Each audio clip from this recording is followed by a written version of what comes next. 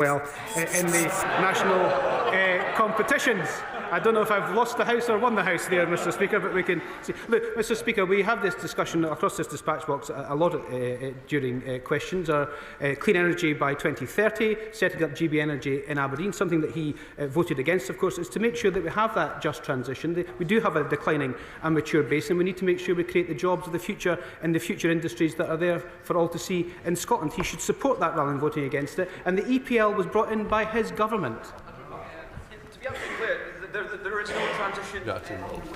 It isn't the Conservative Party saying this, it's the Robert Gordon University Energy Transition Institute. These mythical jobs in renewable energy simply don't exist yet. There is a slowdown in offshore wind deployment and a steep decline in offshore oil and gas activity as a direct result of Labour's ideological policies. 400 job losses every 2 weeks, a steep decline in skilled roles, nowhere for supply chain jobs to go but overseas, a decline in the workforce of 25%. And why? Because of massive investor uncertainty due to negative sentiment around oil and gas, because of the ban on licences and the EPL extension. Yeah. So when is the Secretary of State, when is the Scottish Labour Party going to grow a backbone, stand up to the Secretary of State for DESNZ and stand up for Scotland and Scottish workers? Yeah.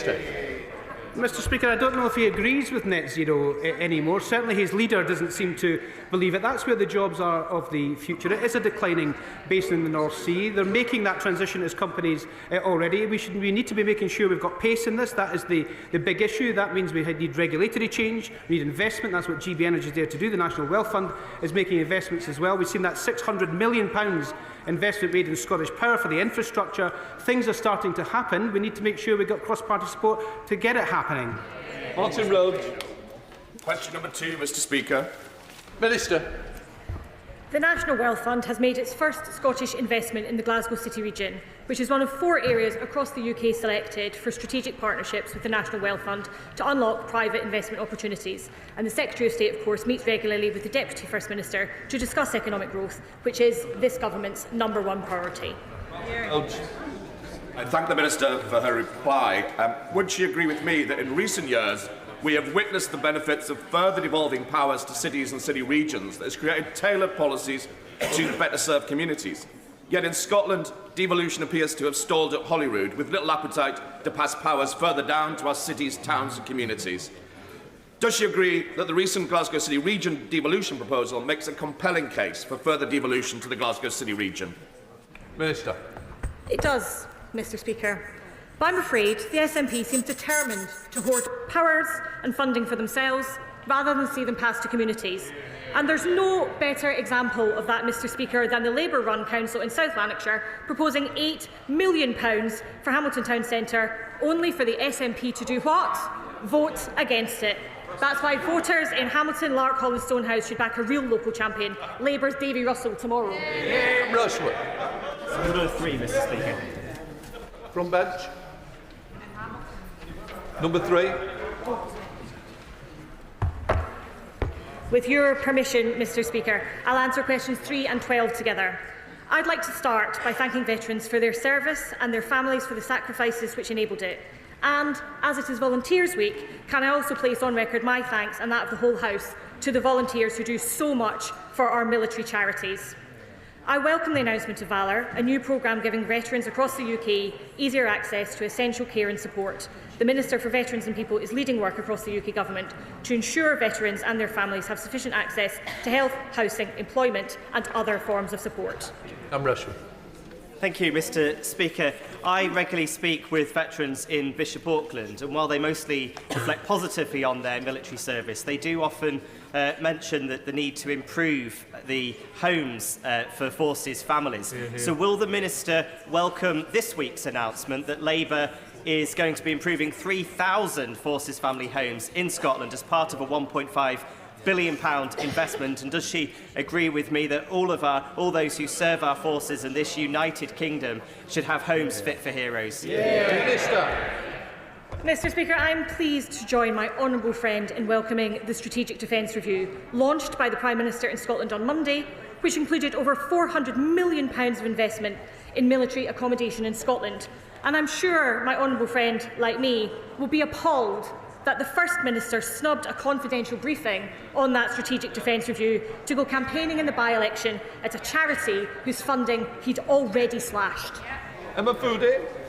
Thank you, Mr. Speaker. A local charity in my area supports women veterans, and recently they were supporting a particular woman who was rehomed in general purpose supported accommodation for veterans in Scotland. A survivor of sexual violence, the accommodation was entirely unsuitable, and it actually led to her being subjected to a further sexual assault by a man who also housed there. Can the Minister assure me that the work that she is doing with the Ministry of Defence to ensure appropriate support for women veterans? Minister. Well, first of all, I'm truly sorry to hear about the experiences of my honourable friend's constituent. Support services and accommodation across the UK must reflect the needs of all our veterans, including women. That includes the provision of safe, suitable and appropriate housing. And if my honourable friend writes to me, I'll ask my honourable friend, the Minister for Veterans and People, to be in touch with her.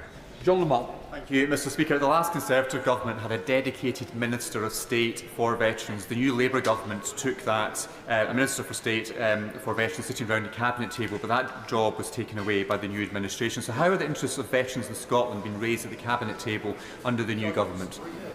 Minister.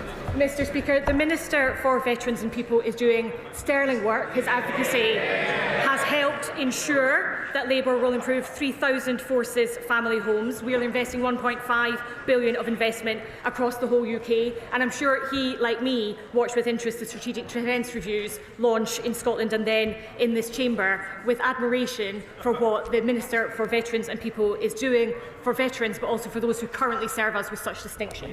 Josh Dublin.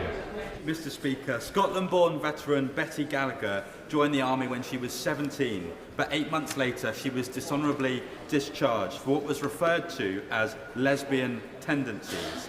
Today, Betty runs thriving LGBT hub Born Out LGBT in Eastbourne and founded Eastbourne Pride. Will the Minister thank Betty for her service to our country and advise on how she and other veterans can seek justice for the discrimination they were subjected to? Minister. Thank you, Mr. Speaker. I'm delighted to join him in thanking Betty for all of her efforts.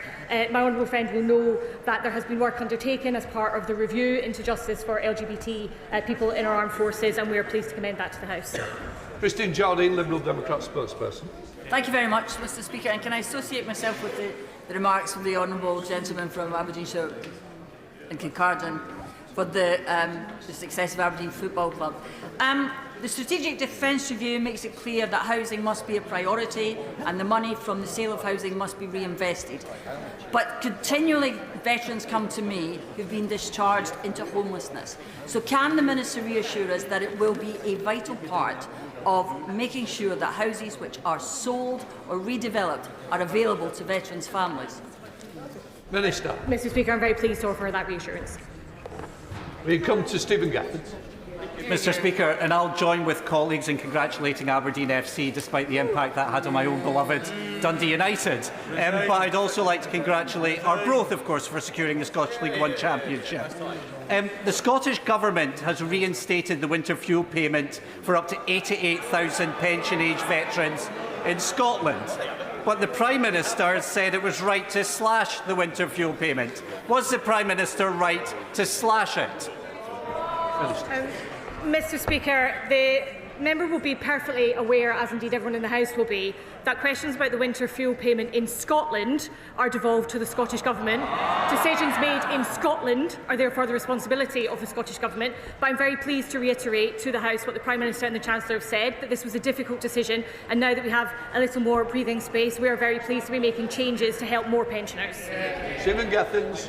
Speaker, well, I see that we're not going to get a straight answer out of the Minister any more than people in Hamilton got a straight answer out of their candidate, and that'll be why they're sinking without trace. So let me put it this way. Does the Minister think that the Prime Minister was right to have slashed the winter fuel payment from up to 1 million veterans across the UK? Minister.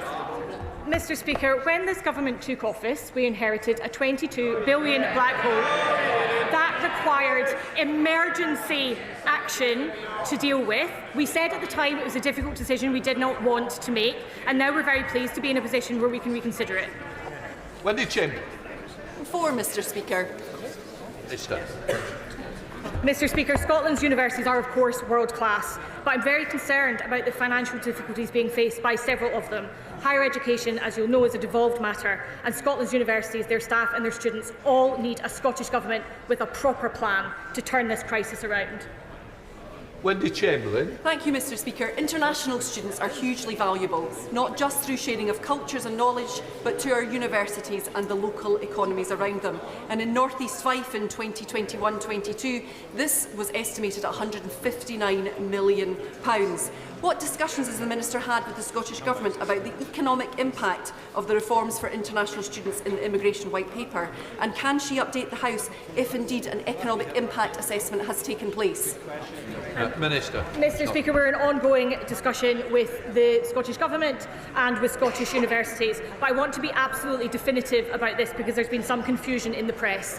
Education policy is devolved, and the international student levy will not apply in Scotland unless the Scottish Government decides to introduce it. I met with University Scotland just this week and made this point very clear, and I'm pleased to do so again today. Mr Speaker, the university sector is important to grow the Scottish economy, but so is tourism too. And can the Secretary of State enlighten me on these jet safari trips taking place from Clacton to Scotland, allowing former bankers to patronise the locals, miss the big picture and be back in England in time for a pint of warm beer by lunchtime? Minister. Mr Speaker, I think I did hear something about the member for Clacton getting lost in Hamilton this weekend, skulking behind the bins before he was sent packing by the good people of South Lanarkshire. Of course, the only local candidate in that by-election is Labour's Davy Russell, who stand up for his community against the division peddled by both the SNP and Reform. Sir Desmond Swade. Sir. Secretary of State. Mr Speaker, the honourable gentleman will have heard me remind the House on a number of occasions that it was John Swinney himself who said that education was the defining mission of his SNP government. Yet earlier this year we got the news that standards of attainment in Scotland schools are declining across the board, and shamefully outcomes for young working class kids are getting worse. The attainment gap is widening and the Scottish Government has failed a generation. They can't be allowed a third decade in power to continue that damage. Scotland's teachers, parents and pupils all deserve better standards in our schools. Sir Desmond Swade. It's caused that the system, which was once the benchmark for all others, to become such a disappointment? Yes, MP. Yes, Mr. There's a very simple answer to that question, Mr Speaker. The SNP Scottish Government. Thank you, Mr Speaker. When my right honourable friend discussed with SNP ministers the huge employment opportunities created for young people in Scotland by this government through announcements made this week, will they impress upon them the urgent need they finally tackle the persistent and in some areas widening attainment gap for people from poorer backgrounds they presided over, not only in Fife but also in South Lanarkshire, where these concerns have often been raised by residents of Hamilton, Larkhall and Stonehouse? Secretary of State. Mr Speaker, I don't know if the House will know this, but last year 1,351 pupils left high school in Scotland without a single qualification to their name. 1 in 6 Scots are not in education, employment or training, and that is the legacy of the SNP Scottish Government. And what have they done about jobs and growth? They're against the defence industry, they're against the trade deals with the EU, India and the US, they're against young Scots in Scotland. Euston. Question number 6, Mr Speaker. Minister.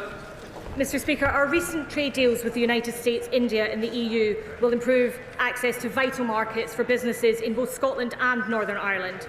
These are deals with the most populous country in the world, the richest country in the world and our most important trading partner. I recognise the importance of economic cooperation between Northern Ireland and Scotland, and indeed earlier this week I met with my honourable friend, the member for South Antrim, and a local business to discuss exactly this. Mr Speaker, would the Minister consider setting up a meeting with the Secretary of State for Northern Ireland to consider creating a trade fair between Northern Ireland businesses and Scottish businesses? This would create networks, possibly create jobs, and would be great for the economy for both Northern Ireland and Scotland, and would certainly go down well with businesses in North Down, my constituency, and right across the UK. Mr Speaker, I'd be delighted to see more trade between Scotland and Northern Ireland, and will very happily meet with colleagues in the Northern Ireland office to explore that. Alan Gamble. Speaker, Scotland and Northern Ireland set to benefit from this government's trio of trade deals. Does she agree with me it's astonishing the SNP stands with the Tories and Reform against an EU trade deal that's good for Scotland, and that after almost 20 years in government, the SNP have no plan for Scotland? 1 in 6 Scots on NHS waiting lists. Ayrshire ferries late and costing £1 billion. 1 in 6 Scots not in education, employment or training, and no plan for the defence of our union. Mr Speaker, I agree with my honourable friend that it's absolutely astonishing that we see ranged on the benches opposite numerous people who have talked down the potential of Scotland's exporters, who said that there isn't any benefit to be had from these deals, from a Scottish business sector that is desperate to grow, desperate to export, and is delighted with these 3 trade deals that will make such a difference to them. Secretary of State Andrew Thank you very much, Mr Speaker. For years, Scotland's roads have been underinvested in. The A9, A96, A77, A75, all in dire need of upgrading or dualling, all delayed or even cancelled by the SNP. So in the spirit of improving economic cooperation between the nations of the UK, specifically between Scotland and Northern Ireland, given the vital importance to individuals, businesses and hauliers of the A77 and A75, can I ask, is she seeking the consequent Barnett consequentials of this morning's announcement by the Chancellor to be ring-fenced, so the SNP must spend this money on improving roads in Scotland? Minister. Mr Speaker, I'm delighted to confirm that we're in ongoing conversation with all relevant parties, but yes, we would like to see an increase in trade and the transport infrastructure that supports it. Lawrence Sullivan. 7, please, Mr Speaker. With permission, Mr Speaker, I will answer questions 7 and 9 together. Mr Speaker, as a former publican, I know these are hard times for businesses on the high street. We're investing £200 million in our plans for neighbourhoods in Scotland, with £20 million worth of funding for towns including Irvine, Greenock, Kilmarnock, Coatbridge, Clydebank, Elgin, Dumfries, Arbroath, Peterhead and Kirkwall. Of course, it would help if the Scottish Government extended business rates relief to retail and leisure businesses, as is the case south of the border. Many businesses in Scotland are asking where that money went. Does the Secretary of State agree with me that it was astonishing that the SNP voted against the £8 million to regenerate Hamilton Town Centre? And that only Labour's Davy Russell will stand up for local people, jobs and services? Mr Speaker, I've bought glasses to see if I can find an ounce of credibility in the SNP's candidate in Hamilton for voting against that £8 million. The SNP candidate is a councillor from Cambuslang who stood for election twice in Rutherglen, sought selection in Shettleston and then voted against £8 million for the Hamilton Town Centre before seeking selection there. If Scotland were to elect councillors with a single transferable vote, she appears to be the SNP's single transferable candidate. Speaker, proud industrial heritage, a strong community spirit and an overwhelming feeling of being let down and underinvested in by the previous Conservative government is something which unites towns in my constituency with those across Scotland, including those in Hamilton, Larkhall and Stonehouse. In Wales, Labour's Transforming Towns programme has invested in Holywell in my constituency. Will the Secretary of State join me? Will the Secretary of State join me in asking and calling on the SNP to U-turn and to finally back Labour's plans to invest in Hamilton Town Centre? Mr Speaker, what a wonderful representative the Honourable Lady is to her constituency, and I couldn't agree with her more. The SNP candidate is yet to explain to voters in Hamilton, Larkhall and Stonehouse why she voted against the much-needed £8 million investment in Hamilton Town Centre. I hope she will explain before tomorrow's vote. If she doesn't, everyone should back Labour's Davy Russell. Stephen Flynn. I'll tell you what's bad for town centres, and that is job losses. On the watch of this government, Robert Gordon's University have been forced to publish a report which outlines that there could be 400 job losses in the North Sea every 2 weeks. That is a Grangemouth type shutdown every 2 weeks. How many jobs have to be lost in my constituency for his government to act? Mr Speaker, the leader of the SNP in this House voted against the setting up of GB Energy in his own constituency that are creating jobs in Scotland. He's against the EU trade deal. He's against the US trade deal. He's against the India trade deal. He is bad for jobs and they should go. Towns and villages across North East Scotland, such as Aberdeen, Inverurie, Kintore, Ellen in my constituency, they are all going to need regeneration in the future if his government keeps decimating the oil and gas sector. The best thing he can do, that his government can do for the North East of Scotland, is to allow new licences and cut their increase to the EPL. Will he commit to doing this? Otherwise, more and more money will need to be put into North East Scotland to regenerate our towns in the future.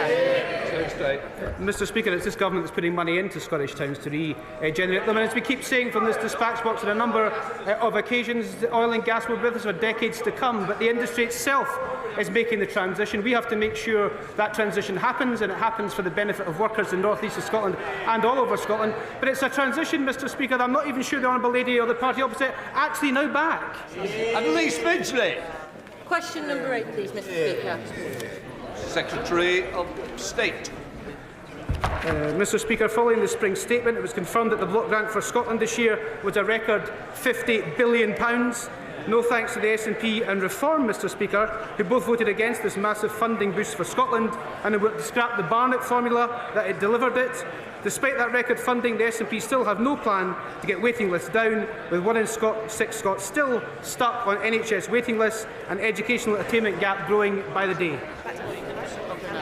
Annalise Midgley. Thank you, Mr. Speaker. Despite the record funding provided by the Labour government, the SNP plan to downgrade the neonatal intensive care unit at Wishaw General, which could force the families of sick babies to travel as far as Aberdeen for treatment and support. Does he agree with me that the SNP cut should be reversed?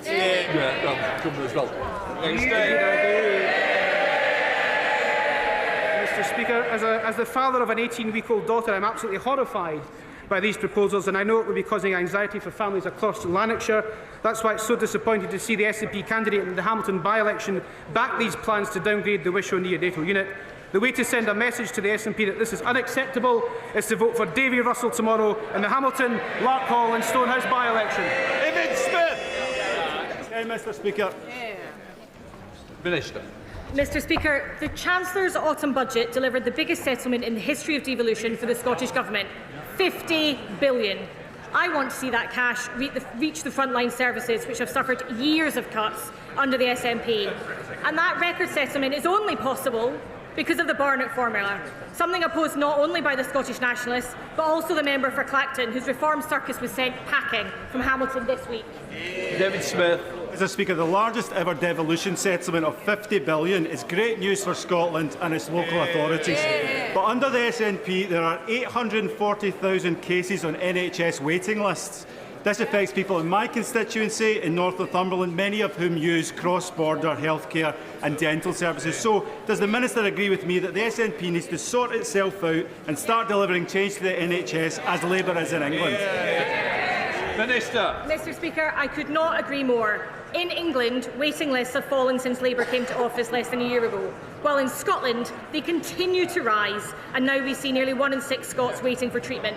John Swinney has, in total desperation, announced this SNP government's 5th recovery NHS plan in less than 4 years. But the reality is patients, staff and we all know Scotland desperately needs a new direction. Before we start Prime Minister's questions, I'd like to welcome in the gallery the Speaker of Bahrain and his delegation. A big welcome to you. We now come to Prime Minister's questions. Clive Efford. Number 1, Mr. Speaker. Prime Minister. Thank you, Mr. Speaker. Today we're investing £15.6 billion in transport infrastructure of the North and of the Midlands. Mr. Speaker, we're decisively turning the page on a failed economic model of low investment, and we're backing the talent and prospects of the whole country. And over coming weeks, we'll set out plans for further investment and renewal. Mr. Speaker, our strategic defence review shows this government will never gamble with our national security. Through the biggest sustained increase since the Cold War, we will transform our defence, strengthen our nation and invest in jobs and industry across the United Kingdom. Mr. Speaker, this morning I had meetings with ministerial colleagues and others. In addition to my duties in this House, I shall have further such meetings later today. Clive Efford. Mr. Speaker, we all remember the glorious summer in 2012 when the world's greatest athletes came to London to compete in the Olympics and the Paralympics. It showcased Britain at its best, not just in track and field, but also as a country that can host major cultural and sporting events. My right honourable friend has been written to by over 200 of our top athletes, Some of them are members of Cambridge Harriers that meets in my constituency, and they're calling for the government to support the bid for the 2029 World Athletics Championships to take place in London. If successful, it will lift the whole nation. If successful, it will lift the whole nation. It will inspire a generation of new athletes. It will showcase Britain on a world stage, put £400 million into our economy. What's not to like? I think the race has finished. Go on, Prime Minister. I thank my honourable friend. One of the greatest achievements of the last Labour government was that 2012 Olympics in London, and we all remember it. Can I pay tribute, given the response, can I pay tribute to the extraordinary contribution of Tessa Jowell to that Games? Agree there have been huge economic benefits of hosting major sporting events, as well as an important legacy. We come to the Leader of the Opposition, Kemi Badenoch. Mr. Speaker, 3 weeks ago, the winter fuel policy was set in stone. 2 weeks ago, the Prime Minister U-turned. Today, the Chancellor is rushing her plans because she just realised when winter is. So, on behalf of the pensioners who want to know, can the Prime Minister be clear with us here and now? How many of the 10 million people who lost their winter fuel payments will get it back? Prime Minister. Well, I'm glad to see she's catching up with what happened 2 weeks ago. Mr. Speaker,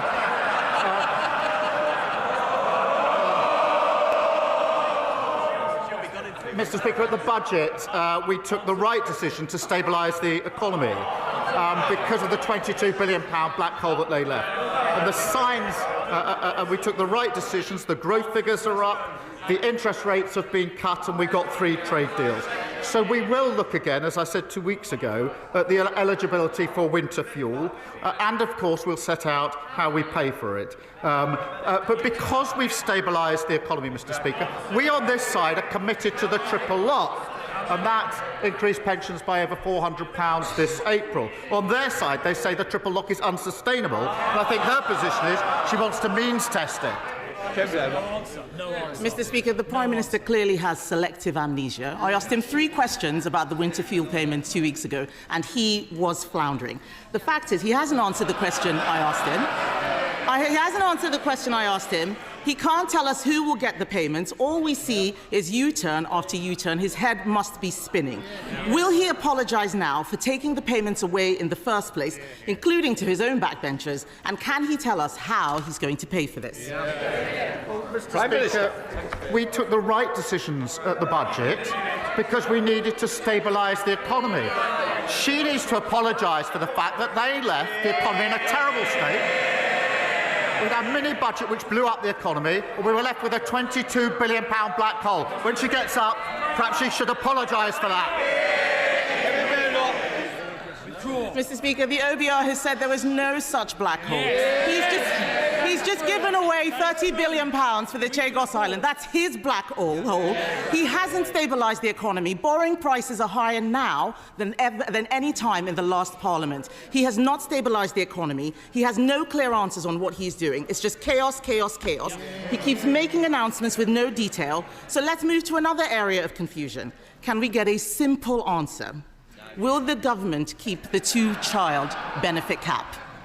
Prime Minister. Mr. Speaker, I'm absolutely determined that we will drive down child poverty. That's one of the proudest things of the last Labour government. That's why we've got a task force. That's why we've got a strategy, and we'll set out that strategy in due course. But we drive child poverty down. Under them, poverty always goes up. I didn't ask him about a task force. I asked him if he will keep the 2-child benefit cap. And he doesn't know. It's just chaos and uncertainty. He has no details. He is briefing something and causing a lot of confusion to the people out there. But on that 2-child benefit cap, Mr. Speaker, I'll tell him this. I believe in family, but I also believe in fairness. Yes. On this side of the House, we believe that people on benefits should have to make the same choices on having children as everyone else. What does the Prime Minister believe? Prime Minister. Speaker, I believe I believe profoundly in driving down poverty and child poverty. That's why we'll put a strategy in place. But she talks about head spinning. There's only one leader, Mr. Speaker, who's been praised this week by the Russian embassy. And if she carries on echoing Kremlin talking points like this, Reform are going to be sending her an application form for membership. Mr. Speaker, I asked the Prime Minister what he believes in. He had to look in his folder to find the answer. His MPs behind him know what they believe in. He doesn't know. Mr. Speaker, he has been in government for nearly a year. It's only going to get harder. Yes. He's been in government only a year. It's only going to get harder and harder. The canned forced laughter, the planted questions, all of this is going to disappear because at every single point, things are getting worse. He has to ask Morgan McSweeney what it is that he believes in. But the fact is the chaos is being felt in the economy. The Chancellor said she would not be coming back with new tax rises, but she will have to pay for all of these U-turns which she's announcing out there, isn't she? Yeah. Prime Minister.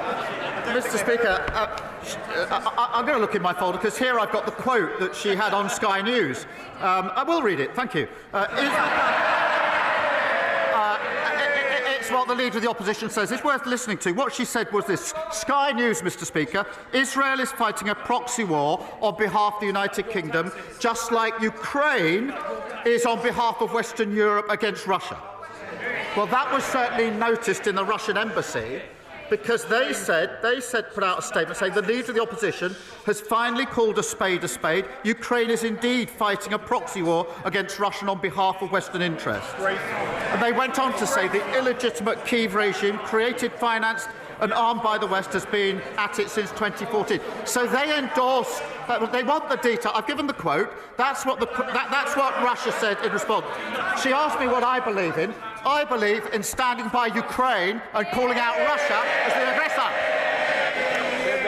Mr. Speaker, it was our government that stood behind Ukraine and led the way in Europe. Everything he has said this afternoon is total nonsense. Obfuscation, avoiding the question. He doesn't have any answers. It's disgraceful. I asked him, Mr. Speaker, about the two-child benefit cap. He's talking about the Kremlin. He's saying everything he can to distract from the mess he is making of our economy. The OECD has downgraded growth for the next 2 years. He can't rule out tax rises. The police chiefs are saying they don't have the money they need to keep the public safe.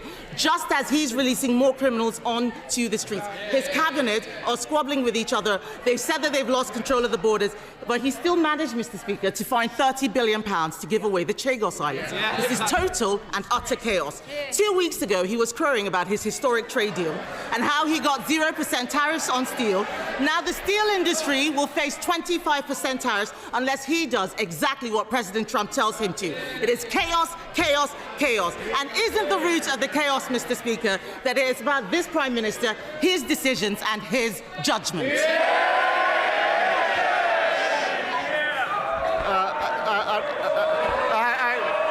The only advice, Mr. Speaker,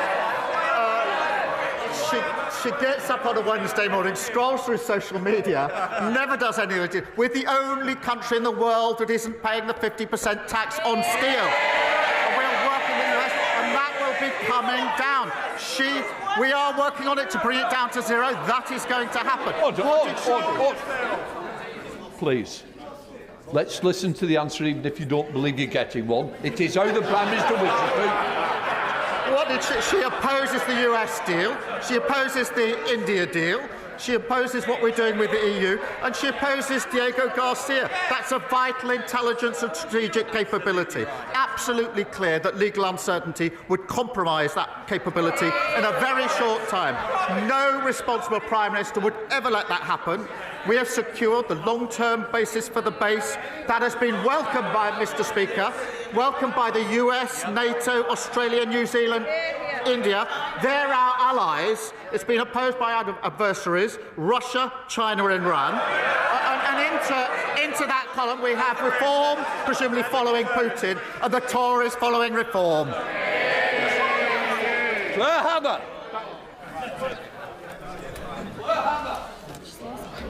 Anyone who saw the 6-year-old girl fleeing the flaming shelter where her family were killed by an Israeli airstrike will carry those horrific images with them forever.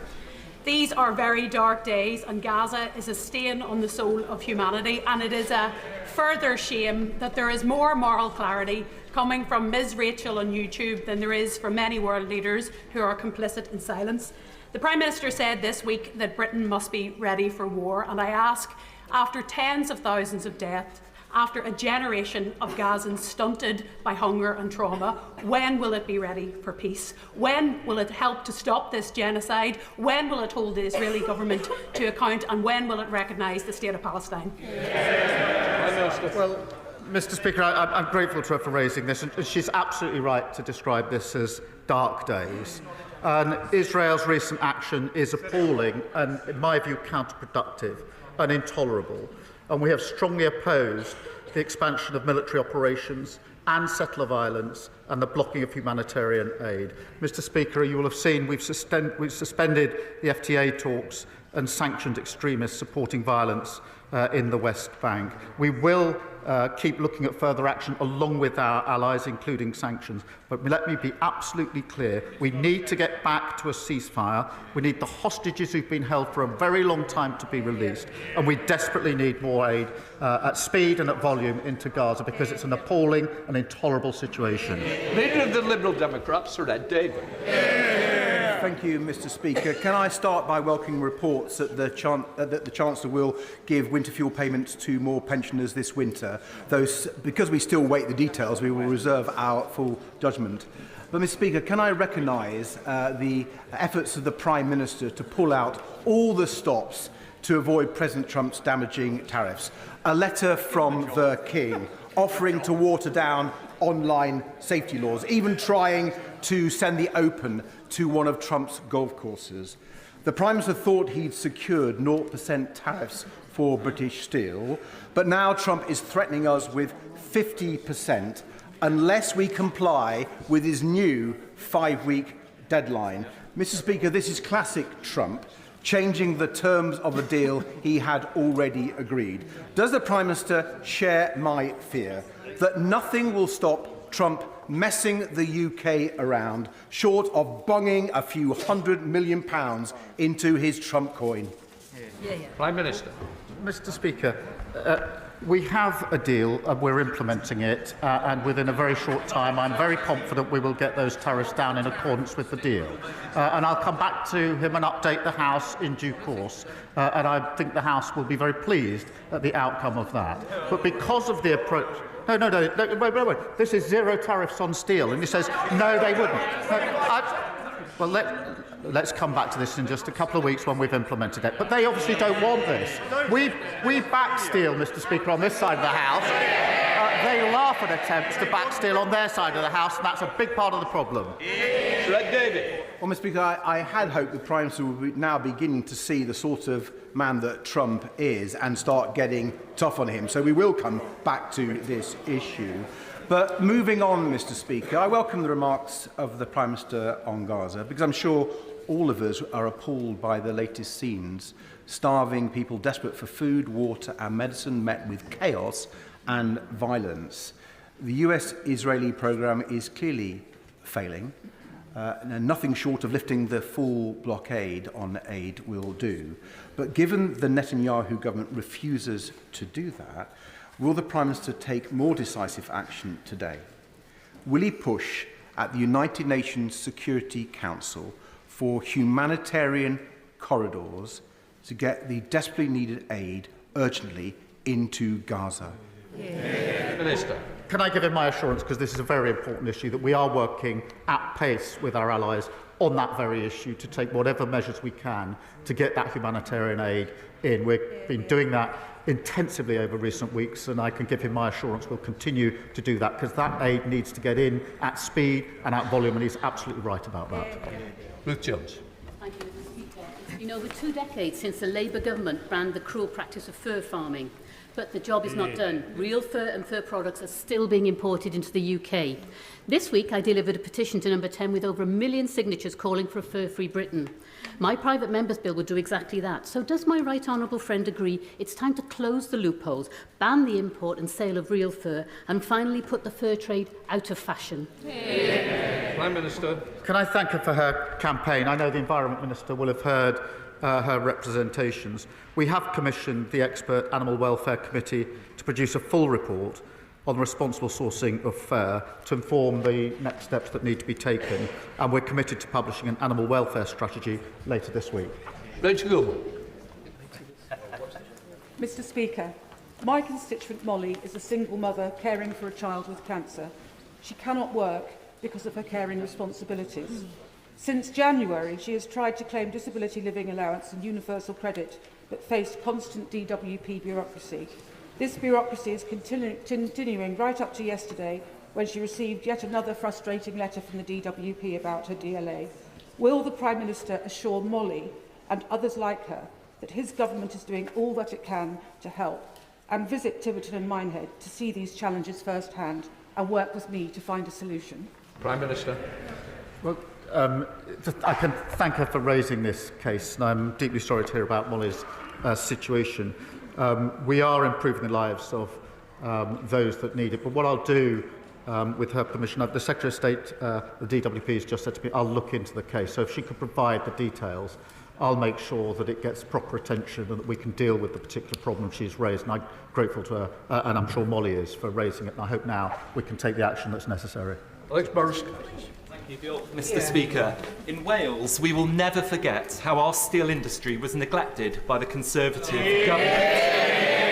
They made unfunded promises, they refused to make critical decisions, and they left Port Talbot on a cliff edge. So can I welcome the news overnight that this Labour government has secured an exemption for our steel industry from the latest US tariffs, a deal secured by this Labour Prime Minister? Can I ask the Prime Minister if he will take this opportunity to update the House on what further work he is doing in order to support our steel workers across Wales and across our United Kingdom? Prime Minister. He's doing great work with the Welsh Labour colleagues to champion working people in Wales. Mr. Speaker, the United Kingdom is the only country in the world which won't be subject to the additional tariffs announced today, the only country in the world, and we are working with the US at this moment to swiftly implement the agreement that we've reached, which will see the 25% tariffs removed. We want that, they don't want that, and that's crucial. That is crucial for British jobs. We fought tooth and nail for our steel industry, saving jobs at British Steel and improving the deal at Port Talbot, and we'll continue to do so. Brendan O'Hara. Thank you, Mr. Speaker. The Prime Minister has repeatedly told this House that it is not for him or his government to determine what is and what is not a genocide. But that position is no longer tenable, because at the High Court recently, the Prime Minister instructed his lawyers to argue that in Gaza, and I quote, no genocide has occurred or is occurring. So the truth is, his government has made a determination. The question is, does he have the courage of his convictions, and will he repeat from that dispatch box what he told his lawyers to argue in the High Court, that he believes that no genocide has occurred or is occurring in Gaza? Prime Minister. Mr. Speaker, I've said that we are strongly opposed and appalled by Israel's recent actions. We've been absolutely clear in condemning them and calling them out, whether that's the expansion of military operations, settler violence, or the dreadful blocking of aid. It's completely unacceptable. We must see a ceasefire, hostages must be released, and there must be aid into Gaza. But he talks about peace and security, Mr. Speaker. Compare their party, as I understand it, at this moment of global instability, as we go into a new era. What do they want to do? They want to get rid of the nuclear deterrent, the single most important capability that we have to keep the UK safe, harming the industry and harming the country. Red Downey. Thank you very much, Mr. Speaker. Carnegie UK was established by Dunfermline-born philanthropist Andrew Carnegie, and they found that people under 49 are twice as likely to have been negatively impacted by the rising cost of living compared to those over 65s. Mr Speaker, it's vital we increase opportunities for younger people and help put more money in their pocket. But sadly this week we saw the Scottish Government seek to close off an opportunity for young people by refusing to support new skills investment from Rolls-Royce, while the college sector in Scotland also warns of a funding crisis. Can I ask the Prime Minister what more he is doing to make sure young people in Scotland get the opportunities they deserve despite a failing and stagnant SNP Scottish Government? Well, I thank him for raising this. At a time of global conflict, it is staggering that the SNP policy is to block an £11 million investment for a new national welding centre on the Clyde. To block it.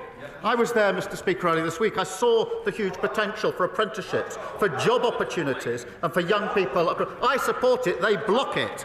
In England, Mr Speaker, we're backing 120,000 more apprentices and £3 billion of funding as part of our plan for change. And despite the highest funding settlement in the history of devolution, they're cutting college budgets, they're blocking opportunities, they have no plan for Scotland's future. Sir Poachin.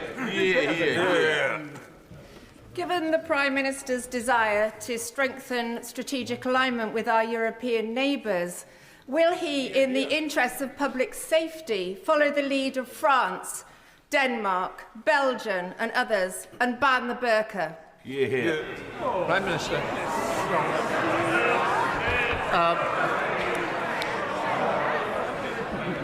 Can I welcome her to her place?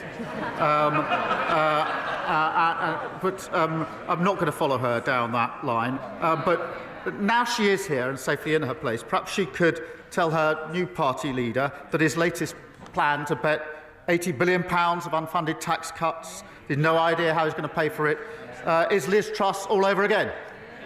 Although, considering I think she was a Conservative member when Liz Truss was leader, she probably won't. Dr. Scott Arthur.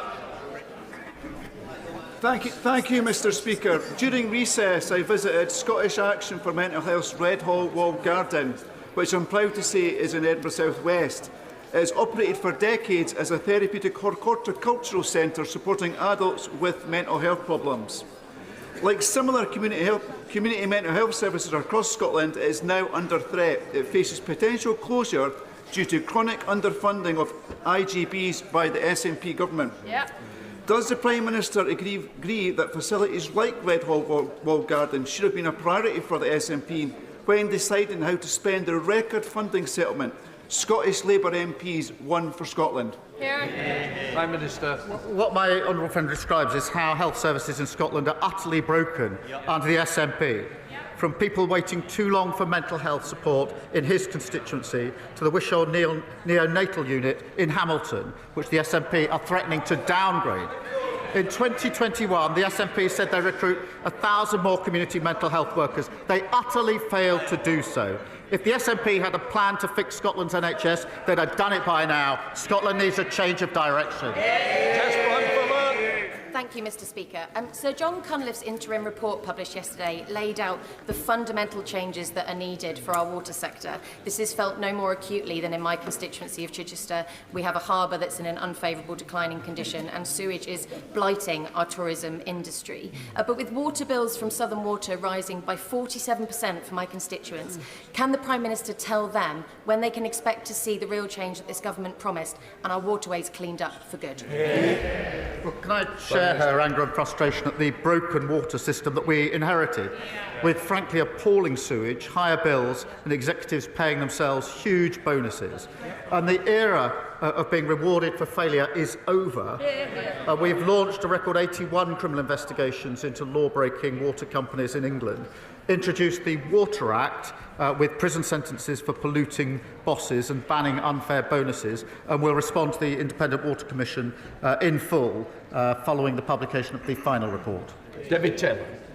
Thank you, Mr Speaker. The proposed Hemel Health Campus, a partnership between the NHS and the Council, presents a perfect opportunity to deliver on Labour's commitment to neighbourhood-based care, bringing services closer to where people live, in facilities designed around their needs. It can also help to regenerate our town centre. Does the Prime Minister agree with me that it is essential that all stakeholders involved in the project are as ambitious as possible and work to deliver a community hospital that builds on the services currently available and reflects the evolving needs of our town? Prime Minister. Well, can I pay tribute to how he's bringing people together to deliver better care in the community that meets the needs of his constituents. The proposals for the health campus will be open to public consultation. I'd urge the whole community to input into that to ensure the strongest investment case is put forward. I'm pleased that waiting lists in his local trust have fallen by a fifth since March 24 because of the investment that we've put into the NHS, which of course was opposed by the parties opposite. I'm going to put together. Thank you, Mr. Speaker. Over the past few months, I've been meeting with care providers in my constituency of Stratford-on-Avon who deliver essential and expert care to some of my most vulnerable constituents. But like so many small businesses, they're under huge financial pressures, and the hike in national insurance is yet another burden many can't afford. I welcome the government party U-turn on winter fuel payment cuts following pressure from these Liberal Democrat benches. So when will the Prime Minister offer relief to care providers and other small businesses and U-turn on the punitive hike to national insurance? Prime Minister. Mr. Speaker, we announced £502 million to support local authorities to manage the changes in NICs. We put £3.7 billion in additional funding for social care, doubled the Disabilities Facilities Grant, and introducing the first ever fair pay agreement for professional carers, including minimum standards for pay. But I would just gently say to her, her party opposed the budget which provides the money for the funding. You can't keep asking for more spending and oppose a budget which raises the money. Natalie Fleet. Thank you, Mr. Speaker. The first constituent to reach out to me was a brave bowls-over mummy who had waited 4 years, 5 months from rape to prosecution, with 3 postponements and multiple suicide attempts. I will do everything I can to use this chamber to speak out for women that are being so badly let down. How will the Prime Minister support me to make sure that when these survivors, these formidable women across the country come forward, they will get justice and there will be space in our prisons for their perpetrators? Prime Minister. Can I thank her for raising this case so powerfully and everything that she's doing on it? The case she's outlined is utterly shameful, and for far too many victims are waiting too long for justice. Mr. Speaker, we're delivering a record number of sitting days, reviewing criminal courts to speed up the hearing of these cases and have as a mission to halve violence against women and girls. She talks about the prison system. The party opposite left the prison system on the brink of collapse, routinely operating at 99% capacity because in 14 long years they only added just 500 extra places. We will deliver 14,000 new prison places so the public are protected from these vile offenders. Good job. Thank you, Mr. Speaker.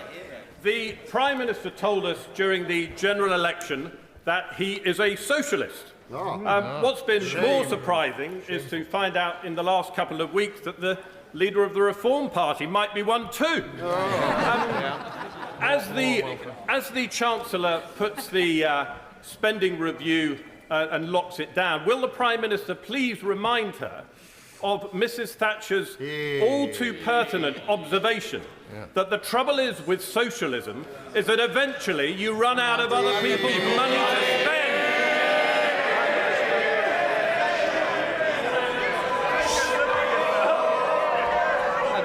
Was it Kwasi Kwarteng that he replaced? And now he stands there to give lectures on economic prudence. You couldn't script it. But, Mr. Speaker,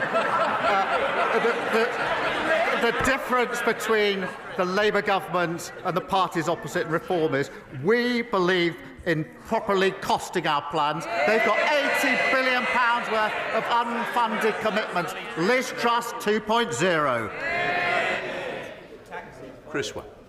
Thank you, Mr. Speaker. Blackpool's own boxing champion Brian Rose uses his gym to tackle knife crime, antisocial behaviour and give young people a safe space, demonstrating the significant impact of amateur gyms.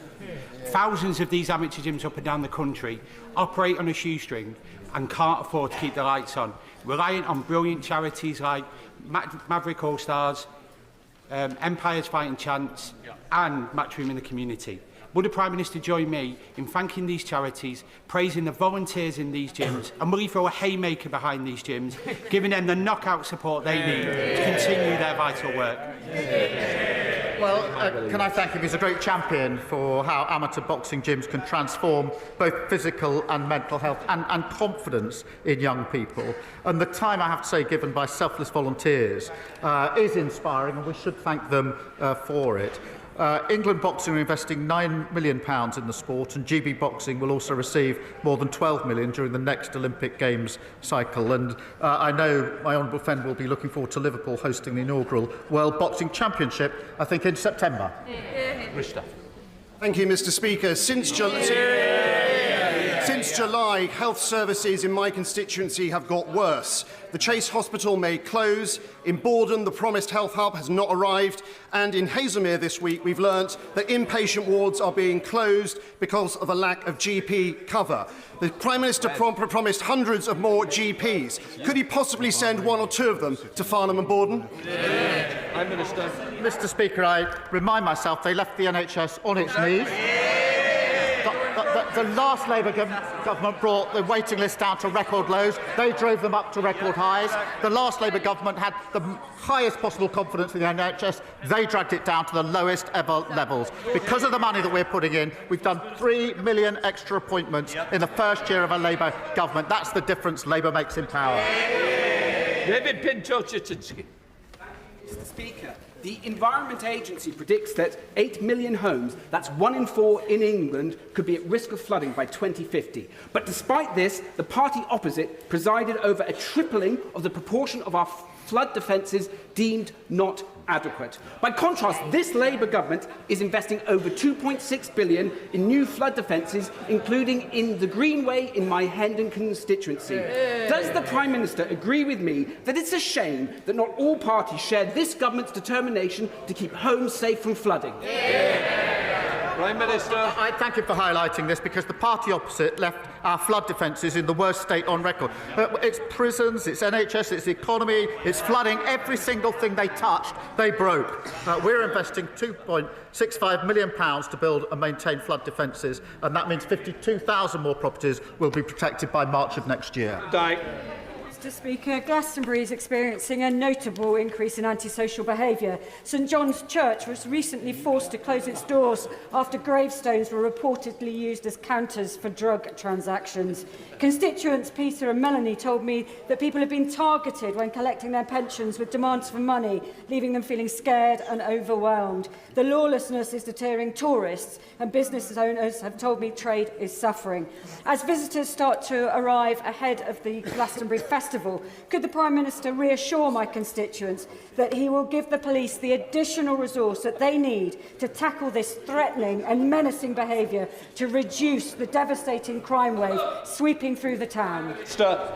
Well, she's absolutely right to raise this, and antisocial behaviour massively impacts on individuals and their communities, and that's why we're introducing 13,000 new neighbourhood police and giving them better powers, respect orders, so they can actually deal with what they see on the streets effectively. It's very important that we take this seriously. David Burton-Sampson. Thank you, Mr. Speaker. This time last year, Southend United Football Club almost went bankrupt thanks to the mismanagement by the former owner. But on Sunday, they made it to Wembley for the National League playoff finals. And despite being beaten by Oldham Athletic in the 11th hour, it was like the phoenix rising from the flames to see them on the pitch. So will the Prime Minister join me in congratulating Southend United on their outstanding recovery, and give me an assurance that the government's doing all they can to make sure that no club ever has to go through what our club went through?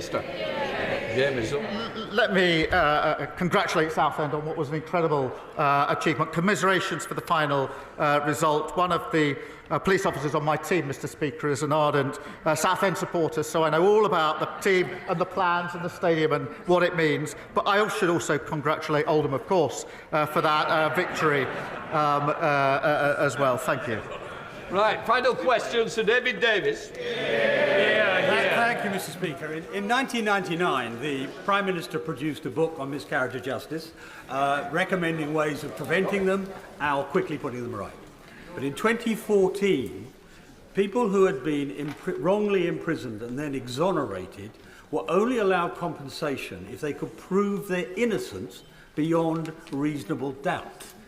This ignored the decision of the court exonerating them and actually meant that 93% of people who had been wrongfully imprisoned, often had their lives destroyed, got no compensation whatsoever. This is an institutional miscarriage of justice.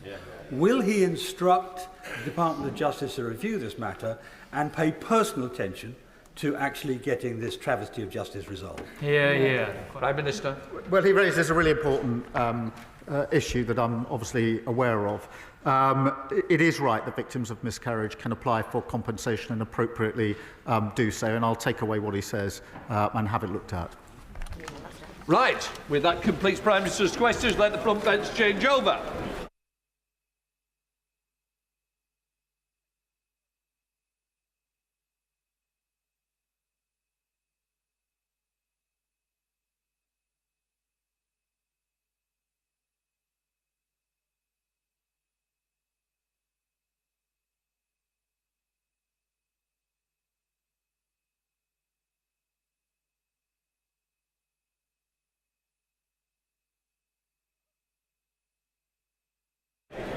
Point of order.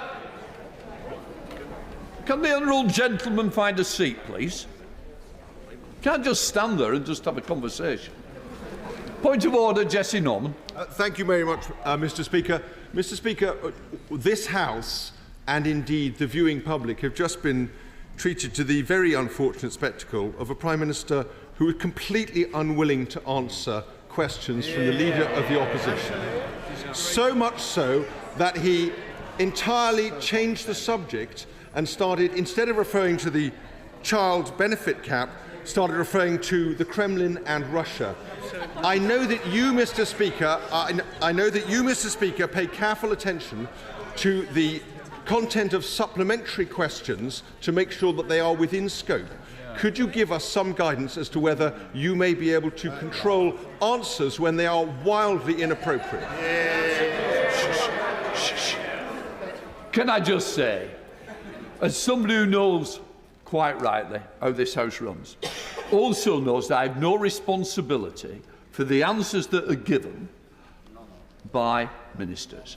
What I would say is put his point on the record, but I've been in this House since 1997, and I can honestly say, and we both can honestly say, the scope has always been that we've always questioned the answers whoever has been at that dispatch box. So nothing has quite changed, but the point is on the record. Right. Let us now move to the first of the statements. We call on the Secretary of the Treasury, Darren Jones. Thank you, Mr. Speaker.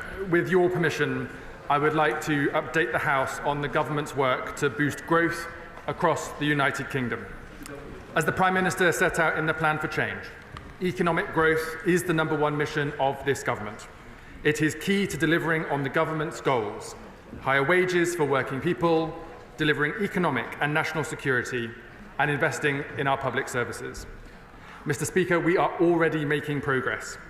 The most recent figures showed that the United Kingdom was the fastest growing economy of any G7 country in the first quarter of the year, and that real wages have risen more since July 2024 than over the first 10 years of the previous Conservative government.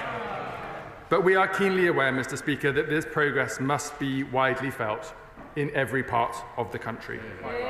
As such, our plans for regional growth will be hardwired into the spending review and infrastructure strategy, which will be set out in more detail in the coming weeks. This investment will be targeted squarely at the renewal of Britain and fixed on the priorities of working people, delivering on the promise of change, improving lives and communities across the country. This morning, the Chancellor set out her next steps for nationwide growth in a series of speeches across the North and the Midlands, and I am pleased to update the House on those announcements now. A key part of the government's growth mission is the view that growth relies on dynamic, interconnected city regions, creating clusters of activity where people can get around, communicate, share ideas, commute, find good work, and earn wages that flow back into strong local economies. As most members know, the majority of our city regions have poor public transport systems, holding back growth and improvements to air quality and making it harder to get around.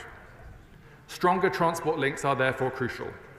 They create opportunities for individuals to access a wider pool of jobs, for employers to access a wider labour market, and for businesses to expand the market for their goods and services. If we were to increase the productivity of our largest city regions outside London just to match the national average, this would grow the economy by £86 billion. So, Mr. Speaker, I am pleased to say that this government is making the biggest investment in intra-city transport connectivity that this country has ever seen. The spending review will allocate funding for ambitious local transport programmes across England, including the new Transport for City Regions Fund launched by the government today. This will give 9 city region mayors a share of £15.6 billion in long-term transport for city region settlements running until 2032. The benefits and opportunities will be felt in the cities and towns across these combined authorities and by those who commute to work from outside those city regions. The previous government said they would do some of this, but as is always the case, they never put the money aside to pay for it. As a result of our reforms to the fiscal rules and decision to increase investment at Autumn Budget 2024, this Labour government is delivering. Mr. Speaker, the funding announced today will mean that the Mayor of West Yorkshire can now fully commit to delivering the West Yorkshire Mass Transit System, which will be fully integrated with cycling, walking, bus and rail, making journeys quicker, more accessible and more reliable across the region. The Mayor of the West Midlands can extend the metro from Birmingham city centre to the new sports quarter, unlocking more than £3 billion of private investment, bringing benefits and opportunities to those living in the constituency of my right honourable friend, the member for Birmingham Ladywood, and all those that travel there. It will mean that the Mayor of Greater Manchester can grow and transform the Metrolink tram network, building new tram stops in Bury, Manchester and Oldham, which will help drive up living standards for the constituents of my honourable friends, the members for Bury North and South, and Oldham East and Saddleworth, and for others in the North West region. The Mayor of the Liverpool City region can deliver 3 new rapid bus routes, linking up the city centre, John Lennon Airport, the new Everton Stadium on Bramley Moor Dock, and new homes built on the Central Docks redevelopment and Anfield. And the Mayor of the North East will now be able to extend the Tyne Wear Metro, linking Washington with Newcastle and Sunderland, connecting those living in my honourable friend, the member for Washington and Gateshead South constituency, to new jobs and opportunities. And Mr. Speaker, if I may, can I pay particular tribute to the honourable member for Washington and Gateshead South, who has campaigned for this project for years and years, now being delivered by a Labour government. This investment will also mean, Mr. Speaker, that the Mayor for South Yorkshire can renew the existing and now publicly owned Supertram network with track replacements, overhead line maintenance, rolling stock renewal, and yielding a fleet of new vehicles by 2032, linking jobs and homes in Sheffield and the constituency of my honourable friend, the member for Rotherham. We are backing the Mayor of West of England's plans for mass transit development across the region, with improved rail infrastructure to help unlock more services between Brabazon and Bristol city centre, meaning shorter journey times to Bristol Temple Meads across the wider area, and providing greater opportunities for those in my honourable friend, the member for Filton and Bradley Stokes constituency, and in declaring my own interest, Mr. Speaker, in my own. And after years, Mr. Speaker, and after years of the Mayor of Tees Valley trying to persuade his Conservative colleagues to fund these important projects, I'm delighted to confirm today that this Labour government is now backing the region to invest in, for example, the Middlesbrough station in my honourable friend, the member for Middlesbrough and Thornbury East constituency, unblocking local networks and increasing capacity on local lines. And can I pay particular thanks to my honourable friends, the members in the Teesside region, who have lobbied hard to see this investment in their region now being delivered by a Labour government. And the Mayor of the East Midlands can now forge the Trent Arc, linking Derby and Nottingham to create tens of thousands of new jobs and homes, connecting Infinity Park Investment Zone and the East Midlands Freeport, with sites including Ratcliffe-on-Soar Clean Energy and Advanced Manufacturing, and East Midlands Intermodal Park, home of Toyota in the region, along the Trent Arc corridor. Mr. Speaker, this funding is substantial, marking a 2.4 times real terms increase in spending on city-region connectivity, funding the priorities that matter to hard-working people living across the country. Mr. Speaker, these announcements were only made possible today because at the autumn budget in 2024, the Chancellor took the necessary action to reform the fiscal rules, to improve stability after years of chaos from the party opposite, and to unlock investment. This means that government can now provide greater investment in Britain's economic revival, as for the first time, the Treasury takes account of the value of financial assets and not just the costs of investment. This has enabled us to increase investment by over £113 billion more than the last Conservative government, whilst keeping debt on a sustainable path, only made possible by the credibility of our fiscal rules, which require day-to-day spending to be funded with revenue. It is more important than ever, Mr. Speaker, to have a robust fiscal framework. And I am pleased to note that the OBR confirmed at the spring statement that the government will meet its stability and investment rules 2 years ahead of schedule. In addition to her announcements today regarding transport for city region settlements, the Chancellor will set out further detail on this allocation of additional funding at next week's spending review. Moving on, Mr. Speaker, in January, the Chancellor announced a review of the Green Book, the government guidance on appraising options for investment. Since then, we have consulted extensively with stakeholders from across the country, considering potential problems with the Green Book guidance itself and how the guidance is being applied in practice. And can I pay thanks and tribute to many honourable members across the House for engaging on this important issue. We will publish the full conclusions of this review next week.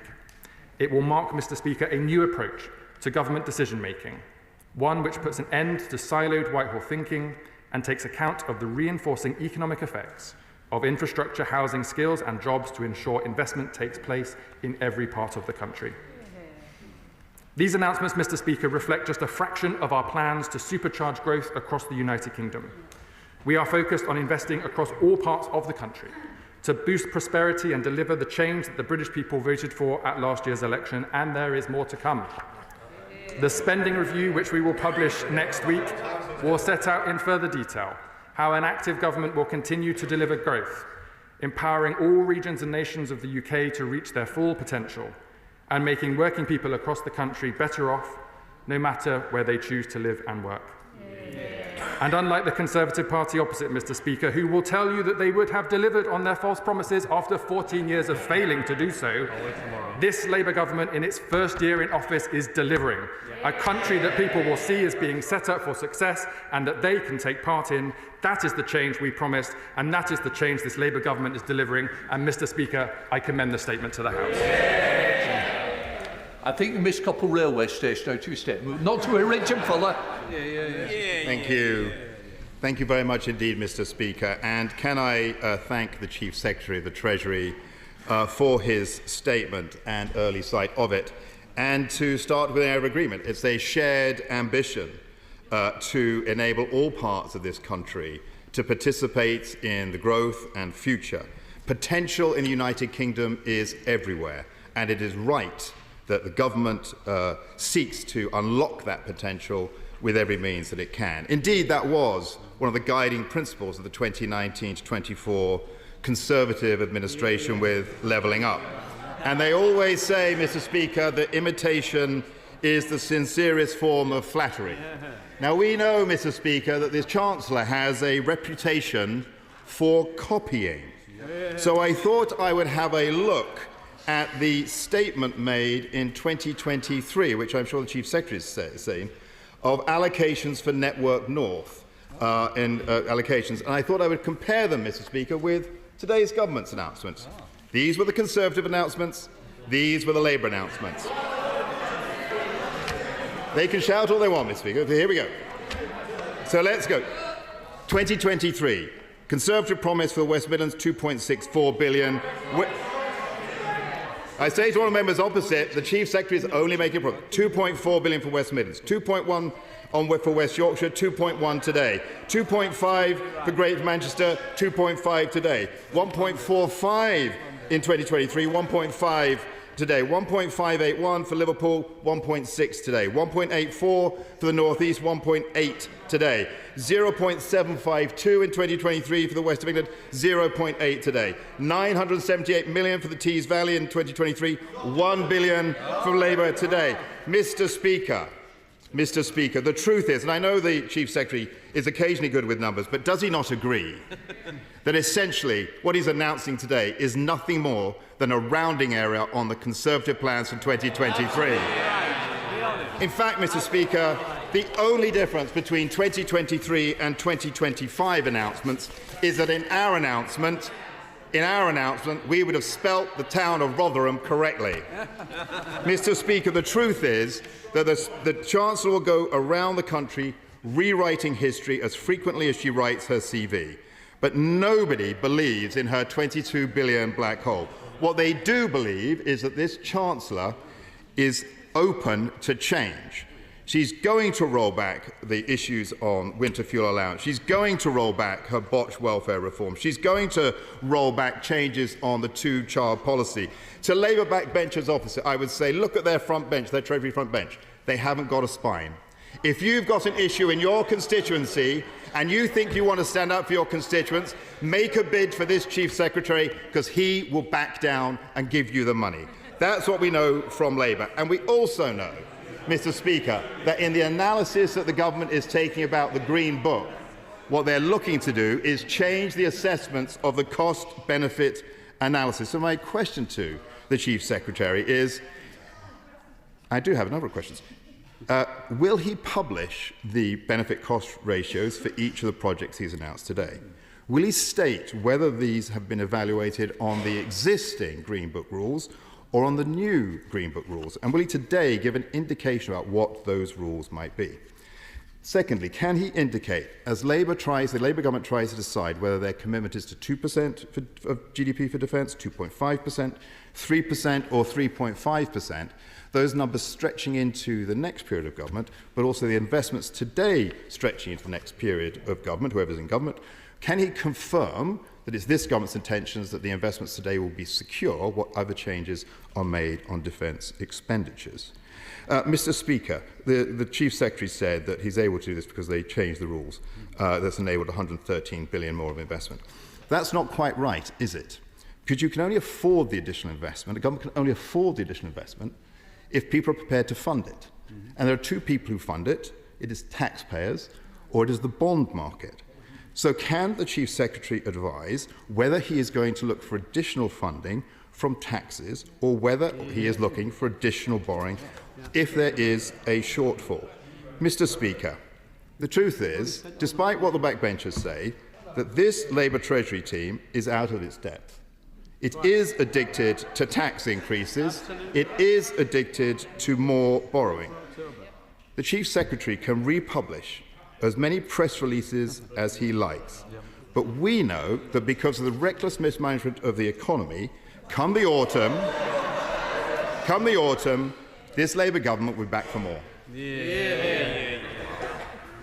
Thank you, Mr. Speaker. I always enjoy our exchanges, and I'm pleased to see the Shadow Chief Secretary back in his place today. Can I also welcome the fact that he supports our plans and sees the good value in them? He asked me one particular question, and then I'll answer the rest in the round. On the Green Book details, all of the details will be published next week at the spending review, so we'll be able to share that with him in the House at that time. Mr. Speaker, the Shadow Chief Secretary also said that we were imitating the Conservative Party's promise to level up the country. I think the British people voted and gave a verdict on their success in delivering that at the last election. Their version of levelling up, Mr. Speaker, was a set of false promises, whereas this Labour government is delivering real change. And the Shadow Chief Secretary, rightly in his role, asked, how will you fund these announcements today? And I've explained in my statement to the House, Mr. Speaker, that it's because of the decisions the Chancellor took to amend the fiscal rules and to invest in Britain instead of continuing with decline that we've been able to do so. But the Shadow Chief Secretary in the Conservative Party haven't said what they would do differently. They were against the change in the fiscal rules. They were against our increasing taxes on the wealthiest people at the budget. They were against every single measure we've taken to be able to pay for the announcements today. So whether it's the Conservative Party, the Reform Party, or any other party, they need to recognise that their false promises has led to their decline, that their unfunded promises is disrespectful to the British people, that this Labour government promised change at the election, that we are delivering it. These are fully funded promises, unlike the unfunded promises of the party opposite, which posed a risk to the economy and a risk to the family finances. And the sooner they learn from their lessons, apologise to the British people and come forward with some serious proposals, the better for the debate in this House. Chair of the Select Committee, Dame Meg Hillier. Thank you, Mr. Speaker, and I warmly welcome this investment in Britain and hope that the Treasury will be fully evaluating the impact of this vital transport infrastructure on growth in regions, which we know has always lagged, except for London and the South West. Mr. Speaker, it is important, though, that these figures are set now, fully funded, but we are aware, with all the global shocks that are around, that there could be additional costs on some of the raw materials being used, and any delay obviously adds costs. So will the Chief Secretary tell us what the plans are if costs do go higher? Is it going to be fully funded regardless, or will they have to go back to the drawing board if there are challenges? I thank my honourable friend, the Chair of the Treasury Select Committee, who rightly alludes to the fact that the Chancellor's speech today is making the case for this government investing in every part of the country and making sure that growth is felt widely. She asked me about supply chain and costs for building infrastructure.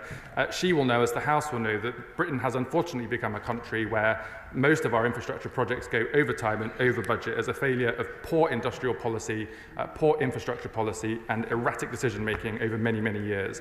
Alongside the spending review, we will be publishing at a slightly later stage the infrastructure strategy, which will answer many of her questions in relation to government policy, recognising the problem that she's raised and the solutions that we'll be setting out to support the supply chain to be able to deliver for Britain.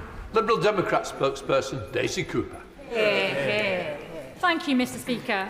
We Liberal Democrats believe that when the economy is growing, every nation, every region and every person should feel and see the benefits. So we're pleased to see investment in public transport and public infrastructure. But I have to ask the Minister, where is the plan and the money for rural areas? The Minister will remember that at the budget, we Liberal Democrats did support and welcomed the government's changes to the fiscal rules that allowed for more productive, for borrowing and more productive investment. And we're delighted to see that one of the beneficiaries of the announcement today is the Metro link to Stockport, which is a testimony to the campaigning of Liberal Democrats who've been campaigning on this for far longer than the Mayor or the Combined Authority even existed. But from Shropshire to the South West, and from Cumbria to Cornwall, and from Norfolk to Newton Abbot, rural areas feel once again like they have been forgotten. So will the government bring forward a rural growth strategy? Could I also ask the Minister about Wales? Because we know that in Wales, HS2 and the Oxford-Cambridge line have been designated as England-Wales lines as opposed to England only. And I wonder if the Minister could explain to the people of Wales why it is that that has happened and why they are set to lose out on Barnet consequentials. Madam Deputy Speaker, there is one big missing piece of the puzzle. Many of us right-minded people want to see investment in infrastructure, but if we want to build stuff, we need skilled people to build it. So could I ask the Minister, will the government now fix the apprenticeship levy so it can be spent on skills and training? When will the government produce its skills strategy? Why has Skills England been set up as an executive agency of the DfE rather than having employers at its heart, as was promised? And why is the government scrapping the Level 7 apprenticeship when we know it supports social mobility, including into engineering? We welcome this investment into transport infrastructure, but that transport infrastructure will not build itself. We need the people skilled to do it. Thank you, Madam Deputy Speaker. I'm pleased the Liberal Democrats welcome the announcements today. The announcement today is specifically about investment in city regions. The House will know that the Chancellor at the autumn budget in 2024 said that this Labour government is choosing investment over decline, which is why we are increasing investment into every part of the country. Announcements outside of city regions will come next week at the spending review, and to some of her broader questions on policy the week after at the infrastructure strategy. So with her permission, she'll have to bear with me, but there is good news coming because Labour is delivering. Clive Betts. Madam Deputy Speaker, can I very much welcome the commitment to city regions. Our city regions have underperformed compared with the national average in terms of growth compared with continental cities. Could I just address the issue of South Yorkshire? I welcome the £1.5 billion to restore and renew our tram network and to improve our bus services. But I understand from the Mayor there are still discussions going on about a tram train project to link Stocksbridge in the north and Bayton and Woodhouse in my constituency in the south. That project will unlock sites for housing and employment growth. Will my right honourable friend agree now to give further consideration to discussions with the Mayor to get that extra funding for those growth projects unlocked? I thank my honourable friend for his question. As he's alluded to, the Mayor for South Yorkshire has been given £1.5 billion. This is in line with our commitment to devolution and to city region mayors. So the fund is for the Mayor to decide how to spend. She has, as he alluded to, announced how some of this money will be allocated today in terms of the tram network, but it will be for the Mayor and the combined authority to decide how to use the balance of this funding for other projects in the region. But as always, I'm very happy to meet with him and with the Mayor to consider what options are available. Martin Vickers. Thank you, Madam Deputy Speaker. I recognise the importance of assisting the city regions to boost the economy, but my Brigg-in-Immingham constituency basically covers the south bank of the Humber, which is a cluster of energy businesses in particular, of particular importance to the renewables sector. Could the Chief Secretary outline what resources are going to be made available for that area, in particular to support improved rail and connections, and also the A180, which gives access to the major port of Immingham? The government recognises the strategic importance of his region to the UK economy. This will be reflected in the industrial strategy when it's published in the coming weeks, alongside our other plans. Importantly, to answer his specific question, announcements for funding outside of the city Transport for City Regions Fund being announced today will be made at the spending review next Wednesday. Sharon Hodgson. Thank you, Deputy Speaker. 20 years ago, when first standing for election, I was told to limit my ambitions with regard to campaigning to bring the Metro to Washington, but I persisted. And thanks to this Labour government and the new North East Mayor, my ambition is going to be realised. Does the Chief Secretary agree? Isn't that the difference that Labour and government can make? And promise made, promise delivered. Can I thank my honourable friend and congratulate her for her decades of campaigning for this project. Could I also welcome her suggestion that this is a Labour government delivering the change it's promised the country, but can I add to that and say it's also the difference brilliant Labour MPs can make in their constituencies, campaigning for change for their constituents. Many congratulations to her, and I hope that she'll be able to cut the ribbon when the lines are up and running. Harriet Cross. Thank you, Madam Deputy Speaker. The Minister talks about regional growth, but in North East Scotland, we only see cost and decline under this Labour government. Take the oil and gas sector. Labour policy is costing almost 35,000 jobs by the end of this decade and £150 billion by 2050 in economic income. This UK-EU deal costing fishermen in Scotland £6 billion. The family farm tax, 2/3 of Scottish farmers will be impacted, 48% of farms halting their investment, which again hits our rural businesses who would be supplying them. Can the Minister name a single policy that this Labour government have introduced that actually benefits regional growth in North East Scotland? I can reconfirm to the House, Mr Speaker, that this Labour government has delivered the largest real terms increase of funding for Scotland since devolution began. And might I just politely point her to the fact that the announcement today is about England, not Scotland, and further announcements on our commitment to delivering a new direction in Scotland will be coming next week in the spending review. Andy MacDonald. Thank you, Madam Deputy Speaker, and I thank my right honourable friend for his statement. I very much welcome the Labour Government's delivery of £1 billion of investment for the Tees Valley, and in particular the £60 million for the third platform at Middlesbrough Station in my constituency. The money to increase the station's capacity, which I hope will mean increasing the number of direct trains to London, will complement the recent modernisation works completed when I began campaigning for that in 2018 with the then Middlesbrough Mayor, Dave Budd. There are many priorities I think the money could be invested in, including the repair of the iconic Transporter Bridge, taking buses back into control, a la Andy Burnham, and electrification of our rail line. So can he set out the importance of combined authority mayors consulting with local authorities and local communities and making best use and best value of this award? I thank my honourable friend, congratulate him for securing this investment in his constituency. The key difference, of course, being that when he started campaigning for it, it was under a Conservative government, and now under a Labour government, we are delivering. To his question on working with combined authority mayors, he is right to point out that the most effective mayors of combined authorities in England are those that work in partnership with their local members of parliament to make sure that every part of their combined authority is heard and involved in that decision making. And I would encourage the Mayor of Teesside to do to do that. Tim Farron. Thank you, Madam Deputy Speaker. People in Cumbria, North Yorkshire and Durham are deeply concerned to see no mention at all in the Chancellor's announcement of the A66 dualling project, which is vital to boosting the economy of the North and, even more importantly, to saving lives. Not a penny for the northern two-thirds of the northwest of England. So will he allay Cumbria's fears and commit now to the A66 upgrade? If I might say so, Madam Deputy Speaker, I think the member's slightly confused. The statement today is about devolved transport funding to mayors for intra-city transport. He's asking me questions on the broader spending in the Department for Transport, which will be announced in the spending review next Wednesday. Liam Byrne.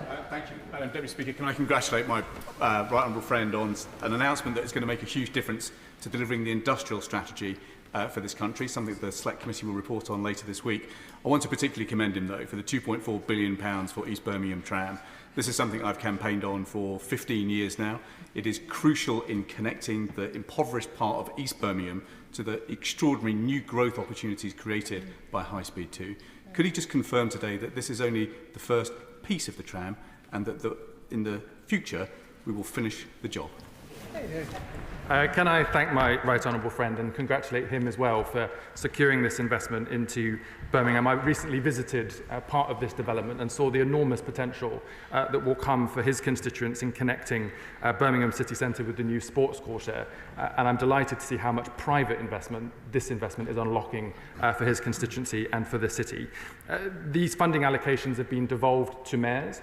The announcements today are the announcements that mayors wish to make about some of the early allocations of this funding. And it will be for mayors to decide how they wish to allocate the rest of their funding. I would encourage him to work with the Mayor of the West of England, and I will help in any way that I can to be able to extend this and get the full benefit for his constituents. Sir Julian Lewis. I know the Minister is drawing his parameters rather tightly today, but can he give us at least a hint of what impact the Treasury's consideration anticipates for the defence investments in the regions resulting from the recent Strategic Defence Review, given the closeness with which his department was involved in the formulation of that review? I thank the right honourable member for his question, recognising the significant increased investment in defence and security that this Labour government is making. He's asked for a hint. The only hint I can give him is that the answer will come next Wednesday at the spending review. Bill Esterson. Thank you, Madam Deputy Speaker. Can I thank my right honourable friend for listening to Steve Rotherham, the Liverpool City Region Metro Mayor, and Liverpool City Region MPs who jointly asked him for pretty much what he's announced for the region in today's statement. And can I thank him also, congratulate him on recognising the value that transport investment has for communities and for growth. In 2027, the new fleet of electric buses will arrive in my constituency as part of the expansion into the borough of Sefton. Can he confirm that today's announcement covers the improvement in grid connections and infrastructure for charging that will be necessary to take advantage of the very welcome transition to electric buses.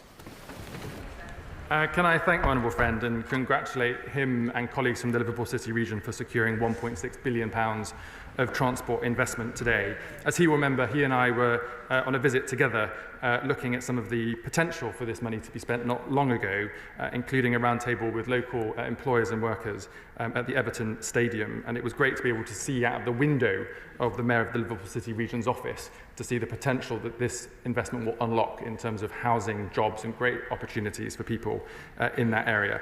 He asked me about how the rest of this money will be spent on what sounds like very sensible infrastructure upgrades, but as he will know, that is a decision for the Mayor of the Liverpool City region. The Chief Secretary's announcement on regional growth omitted very largely the South West region beyond Bristol. Will he therefore ensure that next Wednesday there is at least a nod to the region in which both he and I have our constituencies? And will he ensure that the signal sent by this government practically on day one to the South West in Canning improvements to A303 is corrected? Will he ensure that there is a nod at least to the much needed Westbury bypass? And can we please have just a little bit of investment in the poor country cousin of the rail network in this country, which is the West of England line? I thank the honourable member for his question. Of course, the announcement today is funding for combined authority mayors, which is why the West of England Combined Authority Mayor has received £2/3 of £1 billion of transport investment today for areas that are part of that boundary. We are, though, still committed to investing in each part and every part of Britain. The details of that will come out in the spending review next Wednesday. But I might also just remind him that the government has said to other parts of the country that if they can get together and agree a combined authority mayoralty, that we will continue to support them in the same way that we're supporting the existing mayors that we have in the UK. And it will be for local leaders in the region that he and I come from to decide how best to collaborate on these issues going forward. John Trickett. Well, it's more than 30 years since I was the leader of the Leeds and did the first proposal for a rapid transit system in that area in West Yorkshire. So I welcome today's announcement, though it's going to be a couple of years before the building starts. But during the 14 years of the Tory government, the average amount of money per head spent in London was 3 times larger than the amount of money spent per head on transport in Yorkshire. Of course, we want a successful capital city, but it's left the coalfield communities, which I now represent, really in difficulty with low investment, low productivity. Our salaries are only £12,500 per head, less than is received for the average in the north of London. Can the Minister please assure the House that we'll be looking again at funding the redevelopment, regeneration of coalfield communities in the near future? Can I thank my honourable friend for his question and campaigning over many years. As the Chancellor set out today in her speech in relation to this funding for city regions, but also in our review of the Green Book, we are purposefully tilting funding towards the North and the Midlands after many, many years of losing out in those areas, with a tendency for money to come more into London and the South East. London and the South East are still important, but we recognise the historic injustice around the distribution of investment across the country, whether it's low ratios in the East Midlands, low funding in the South West, or indeed decades of being looked over in the North. That's why this announcement today is really important. And just to reassure him, I understand from the Mayor that work will begin on the projects announced today in 2028, with an ambition for first services to be available from the mid-2030s. Tom Morrison.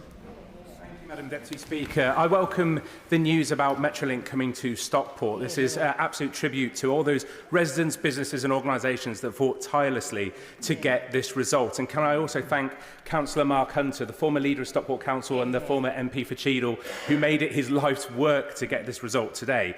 The Minister will know that we're expecting a train station in Cheadle very soon, which is adapted for the Metro, which will be adapted for the Metrolink. Can the Minister confirm that when Metrolink comes to Stockport, that it will come through Cheadle as well?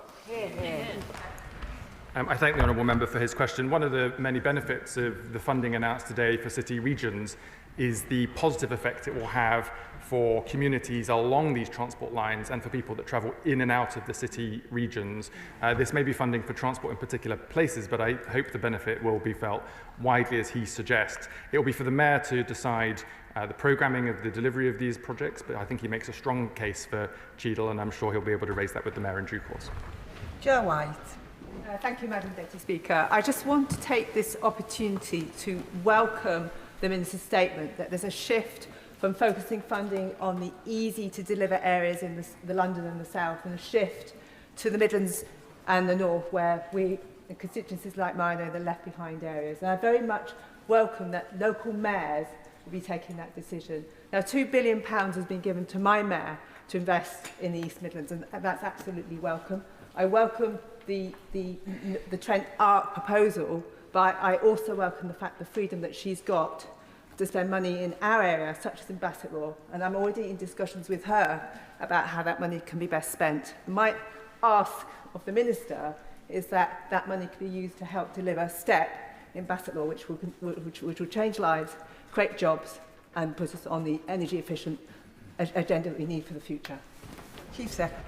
Can I thank my honourable friend for her question and her vociferous campaigning to ensure that we are delivering on our promises to deliver investment to left-behind areas across the country after years of failed promises of levelling up from the Conservative Party opposite. It's right that we're finding that money and investing it in her community. One important point to make, though, is, of course, this is not the total amount of funding that the government is putting into her community. This is just transport funding devolved to the mayoral combined authority. There'll be further announcements in the coming weeks in relation to energy infrastructure, industrial policy, skills, housing and public services, where we will be able to show very, very clearly the difference that a Labour government is making, working in partnership with brilliant Labour MPs like herself, to deliver change that people voted for. Sammy Wilson. Deputy Speaker, the Minister is right in stating that modern growth relies on dynamic, interconnected regions, and that stronger transport links are vital for businesses to expand their markets for goods and services. But while he has announced £15.6 billion into improving transport links in other parts of the United Kingdom, his government today is spending £140 million on creating a border post in my constituency, which disrupts the transport links between Northern Ireland and the rest of the United Kingdom, costing businesses, slowing transport, and indeed dissuading some businesses to even supply to Northern Ireland. What is he going to do to improve the transport links between Northern Ireland and Great Britain for logistics, which currently, because of the disruption, is slowing growth and causing businesses to fail? The honourable member raises some important points which my colleagues from the Department for Transport will no doubt have heard, and I'm sure he's talking to them about the delivery of that particular project. I would just say that this government has put record investment into Northern Ireland.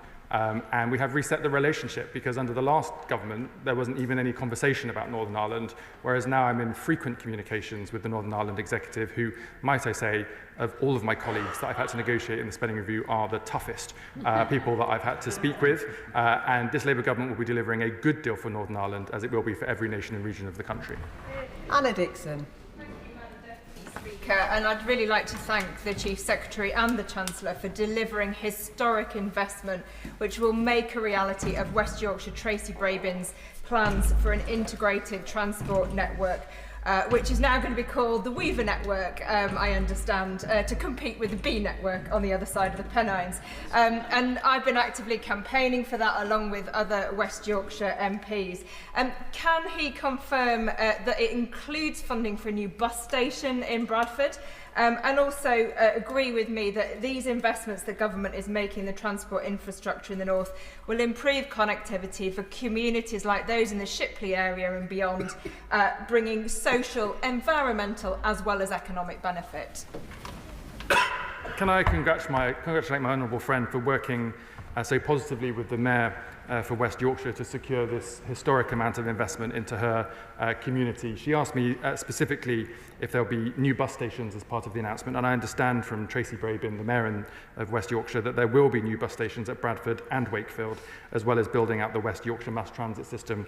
And I understand from these numbers there's still some more to spend, and I'm sure she'll be in touch with the Mayor in due course on that very matter. Christine Jardine. Thank you very much, Madam Deputy Speaker. I'm disappointed that there are no SNP members here, because I actually have to take issue with... who's here from the Scottish National Party? Nobody. I have to take issue with the Chief Secretary, because economic growth in any part of the United Kingdom doesn't just affect England, it affects all of the United Kingdom. And I'm sure if they were here, their constituents, like mine in Edinburgh West, would want to know what consequential implications does he anticipate for Scotland. Specifically, will there be Barnett consequentials for this investment today? The Honourable Member is encouraging me to get ahead of this statement and answer questions about the spending review next week. All I can say for now is that this Labour government is investing in every nation and region of the country. We are delivering on the promise of change in Scotland, where we know we need a new direction. She rightly alludes to the fact of the absence of the SNP in the House today, and might I say the absence of SNP leadership in Hollywood. I think the election next year, we've got an example to show how two Labour governments can deliver real change for people in Scotland, which will be underpinned by the significant investment we'll be announcing next week in the spending review. Emma Foodie. Thank you, Madam Deputy Speaker. I welcome the statement today from the Minister, his comments on the Green Book, and of course the nearly £1.8 billion investment for the North East. We know that growth and opportunity should never just be for some areas, but it needs to be felt in every single part of the country, and this is a clear demonstration from this government that we understand that. Can I please ask the Minister whether this approach will also shape future infrastructure decisions, such as the road investment strategy, where projects such as the Moor Farm roundabout upgrade would have the potential to unleash growth in my Cramlington and Killingworth constituency? Can I thank my honourable friend for championing jobs and livelihoods in her constituency and the region, and for welcoming the historic £1.8 billion of investment announced today for transport infrastructure. As she rightly alludes to, the announcement today is about transport infrastructure, but the government is doing much more to improve lives, wages and communities in every part of the country. And we'll be setting out further information in the coming weeks in relation to other types of infrastructure, but also how through the industrial strategy we're supporting skills and jobs and training opportunities for people so they can get better jobs and better pay. Noting, of course, that the transport funding announced today will serve one of the largest advanced manufacturing zones in the United Kingdom, which will be great news for her constituents, but also great news for the country. Anne Davies. Fawr, Madam Dirprwy Llafarydd. Following on from the HS2, there is a new chapter in the Great Welsh Train Robbery. And you know where this is going, I'm sure. The East-West Railway project between Oxford and Cambridgeshire has been classified as an English and Wales project. I've lived in Wales all my life, and I've got to tell you, it's nowhere near the Welsh border. The last time I looked, neither of them were anywhere near Wales.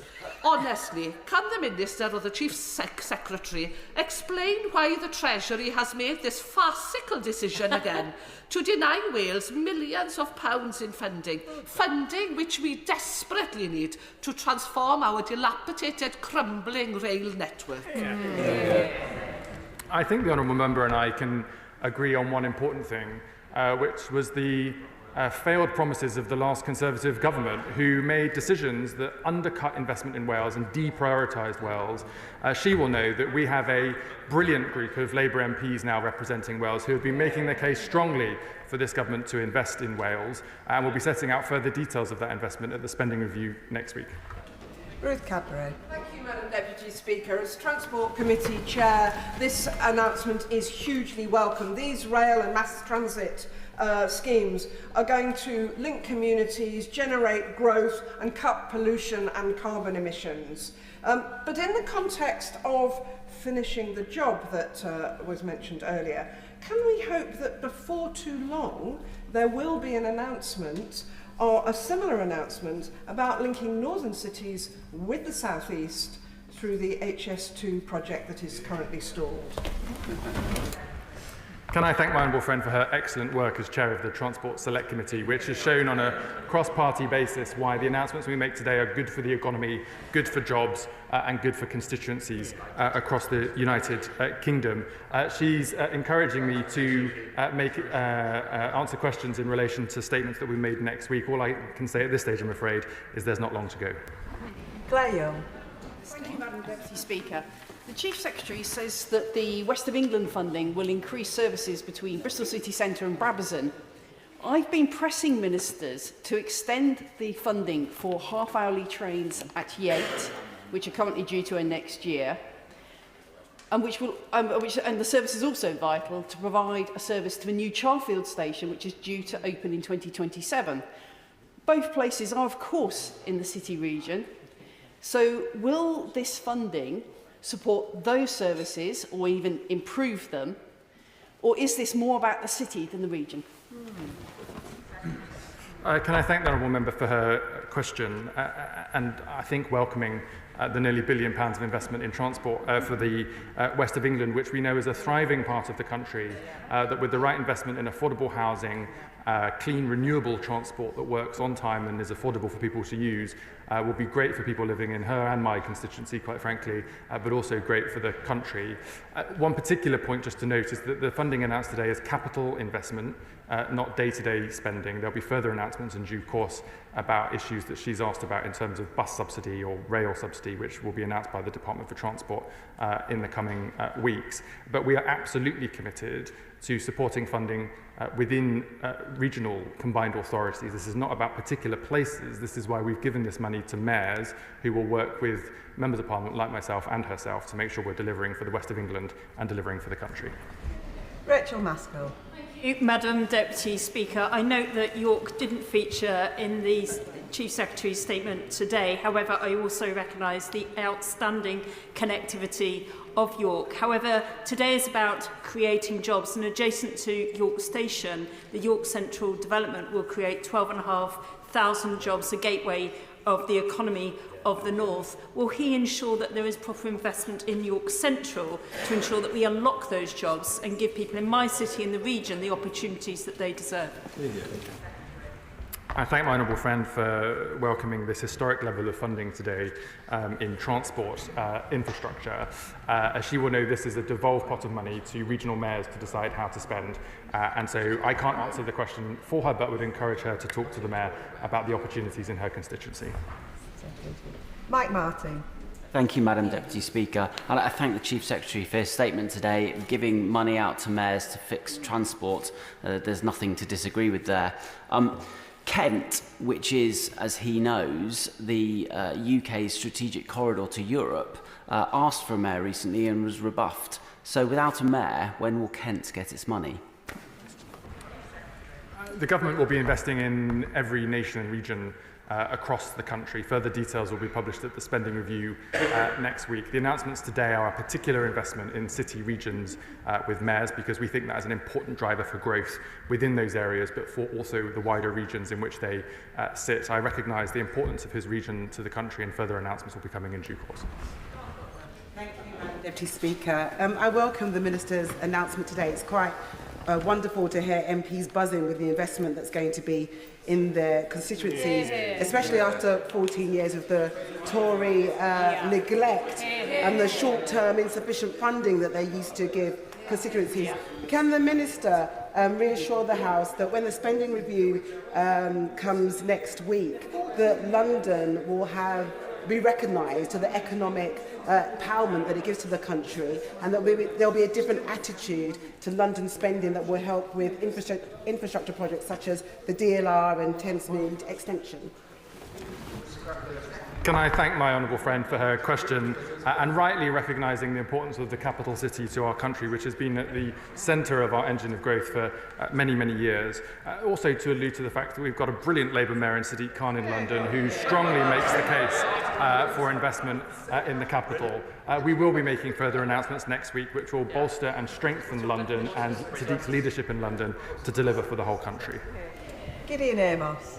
Thank you, Madam Deputy Speaker. The Chief Secretary will know the benefits of the Compton-Wellington Station project would bring tens of thousands of people to the City Metro region, Cardiff, Bristol, Exeter corridor, and thanks to a cost-benefit ratio of almost 4 to 1. Will he acknowledge the strength of the case for that project, as set out in the letter he received from his honourable friends for Weston-super-Mare, for North Somerset, for Exeter, from myself, and from the honourable member for Honiton and Sidmouth? Can I thank the honourable member for his campaigning and welcoming the news of historic levels of investment into the west of England for transport today. The best use of this money is to make sure not just that we're delivering infrastructure within our combined authorities, but that it unlocks opportunities for broader spending decisions on intercity transport, heavy rail, road investments, new house building, industrial policy spending. The review of the Green Book has been looking at this. Further details will be published next week, but I'm very confident that we're going to be able to unlock opportunities for areas outside of the combined authorities, but making a stronger case for doing so because of the investment that we're making today. Sarah Coombs. Thank you very much, Madam Deputy Speaker. Can I welcome this government's £2.5 billion investment into the West Midlands, which will allow our Mayor Richard Parker to make strategic decisions, such as the extension of the tram, which is going to allow my constituents in West Brom to get to East Birmingham, which is fantastic. And does he agree with me that this is going to drive growth, not just in Birmingham, but also in the Black Country and the entire West Midlands? Can I thank my honourable friend for welcoming this historic level of funding from a Labour government to our brilliant Labour Mayor in the West Midlands, and noting, of course, that this investment is not just into particular tracks of railway or bus facilities in certain places, but is an opportunity for people that live and work in and around the region, creating great opportunities for people and delivering on the Mayor's priority that everyone should benefit from the economic growth that will come as a consequence of this investment. Previously lobbying a Conservative government that failed to deliver, and now a Labour Mayor working with a Labour government to deliver these projects. Lisa Smart. Thank you very much indeed, Madam Deputy Speaker. I warmly welcome today the news that the tram is finally coming to Stockport. I've also warmly welcomed this announcement every time it's been made previously, so I'm delighted that the Chief Secretary is going to deliver it. My honourable friend, the member for Cheadle, rightly acknowledges the sterling campaigning that's been done by businesses, residents and indeed elected politicians over many, many years. And that's how we get things done in Greater Manchester on a cross-party basis. Can the Chief Secretary assure my local authority colleagues from Stockport Council that the money's ready to go, because they are keen as mustard to crack on and deliver this project so that we can get on with the next phase, which is tram train to Markle, so my Hazel Grove residents will really benefit. Can I thank the honourable member for her question. The funding announced today is in the spending review timeframe, so this will be available from 2026-27 onwards, whilst they continue to spend the money that we allocated at the budget last year for this fiscal year. The difference, as I'm sure she's now experiencing, is that when false promises have been made in the past and never delivered, we are all exasperated by the fact that announcements are made by politicians and spades never get into the ground. Not only have we found the money and allocated it now because of the decisions that the Chancellor has taken, she will see spades into the ground and improve transport in her community for real, as opposed to the false promises of the parties opposite. Florence Eshelome. Thank you, Madam Deputy Speaker, and I welcome my right honourable friend's announcement to make sure we see that investment right across the country. I just wanted to build on my colleague, the honourable member for Brent East's question in terms of the support for London. I'm sure the Chief Secretary will recognise that transport infrastructure in London is vital to help our young people starting on a career, vulnerable communities moving around, and in London we have 3 big transport infrastructure projects: Bakerloo Line Extension, the DLR to Thameslink, and the West London Orbital, backed by London boroughs, the mayors, businesses and TfL. They need additional funding. So the Chief Secretary highlights what he said in terms of regional plan will be hardwired into the spending review going forward, and that will include London. Can I thank my honourable friend for her question and her excellent work on the Select Committee looking at these and related issues. She's right, of course, to point to the success of London and the potential for future success through investment in London. As the Chancellor said today, we are tilting investment to parts of the country that have missed out for many, many years. But we know by working with mayors like Sadiq Khan in London, working with private capital and other investors, we can also deliver for places as important as London as the capital city for our country. We know there's plenty of opportunity to be doing that, and we'll be able to set out further details on that in due course. Sian Berry. Deputy Speaker, in the city of Brighton and Hove, my constituents tell me they need more and cleaner buses, more reliable trains, and stations without barriers to people with children, older people and disabled people. So, can the Chief Secretary assure me that the wider review of Treasury rules will mean great value projects like this get prioritised in the South East, and that our transport investment doesn't just consist of major unnecessary road building and expanded international airports that won't help people's daily lives? I think the Honourable Member makes an important point about people's lived experience of these types of policy announcements. What we're trying to achieve is to make it easier for people to use affordable, reliable public transport that's better for the environment, easier for them to use to get about for their day-to-day lives. We see that a lot in places like London in the past. Other places around the country have looked on in envy. The announcement today will mean that that's available to many, many people across the country. Announcements on funding for areas that do not have combined authority mayors will also be coming, but that will be announced next week at the spending review. Erin Moon. Madam Deputy Speaker, I thoroughly welcome the Treasury's Green Book review because the current funding formulae do not reflect the true cost of delivering services in remote coastal areas like Cornwall. They do not account for the scattered nature of deprivation, or the costs associated with seasonal surge in demand, or costs associated with the influx of retirees, or higher per capita costs of transport, waste collection, coastal protection and emergency response during the holiday season. They simply do not reflect the lived experience of people in Camberwell, Maynooth and Hale and across Cornwall, despite our massive economic potential. Can the Chief Secretary assure constituents in remote coastal communities like Cornwall that there will be specific changes to reflect our specific remote coastal challenges? Can I thank my honourable friend and his wider group of Labour members from Cornwall who have campaigned vociferously on the Green Book, which may seem technical, but for people at home is really important because it alludes to all of the issues that he points out, not least because in the past government has made decisions about particular projects as opposed to particular places. And that means that we can't unlock the potential for growth and better livelihoods because of a failure of applying this Green Book and its rules. The Chancellor announced today that the Green Book update will be published next week at the spending review, but I can give him the guarantee today that the detail of that, when it is published, will show that this government will look much more widely at how spending across government lifts the potential of places to deliver better jobs, better wages for people and more secure communities. Caroline Burden. Thank you, Madam Deputy Speaker. The Chief Secretary rightly says that stronger transport links are crucial for creating opportunities for jobs and economic growth, and it's great to see so many happy Labour MPs in the Chamber. I heard what the Minister said to my honourable friend about being patient, but it does feel like the government, by trailing the spending review with this announcement, is prioritising spending on urban areas, and in particular those with many fine Labour MPs. So can he assure me and my constituents in South Devon that the Treasury will remember next week that the West Country does not end at Bristol, and many would say it actually starts there? I thank the honourable member for her question. As I've alluded to many times today, this government is committed to investing in every region and nation of the country. Today's announcement is about city regions and city region transport, but the spending review next week will show how this government is delivering for people irrespective of where they live. Lawrence Turner. Thank you very much, Madam Deputy Speaker. Historically, transport in the Midlands has been underfunded, and today's announcement is a welcome turn of the tide. Many Birmingham City fans in my constituency will also strongly welcome the Metro extension, and this feels like a good opportunity to also congratulate the Blues on their record-setting, promotion-winning season. This is yet more good news.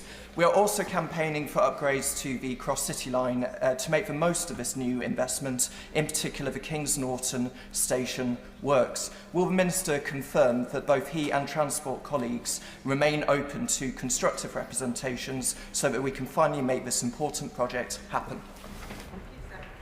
Can I thank my honourable friend for his campaigning for his constituency and welcoming this historic level of funding of £2.4 billion today for the West Midlands.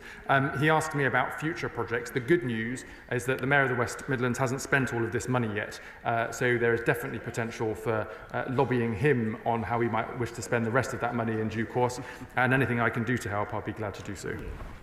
Robin Swan. Thank you very much, Madam Deputy Speaker. The statement says stronger transport links are crucial. To that extent, the Department of Transport has already paid through the Union Connectivity Fund for a feasibility study on the reopening of the Lisburn-Antrim rail line, which would actually connect the Belfast International Airport in my constituency. Unfortunately, Madam Deputy Speaker, they've already told me they can't allocate funding until the next spending review is announced, so they've beaten the Chief Secretary to that answer. So in case of that, could I actually ask them, of the 15.6 billion that has been allocated today, that's roughly about 450 million Barnett consequential. Would he agree with me that actually investment in that Lisburn-Antrim Belfast International line would be a good investment in Northern Ireland Railways?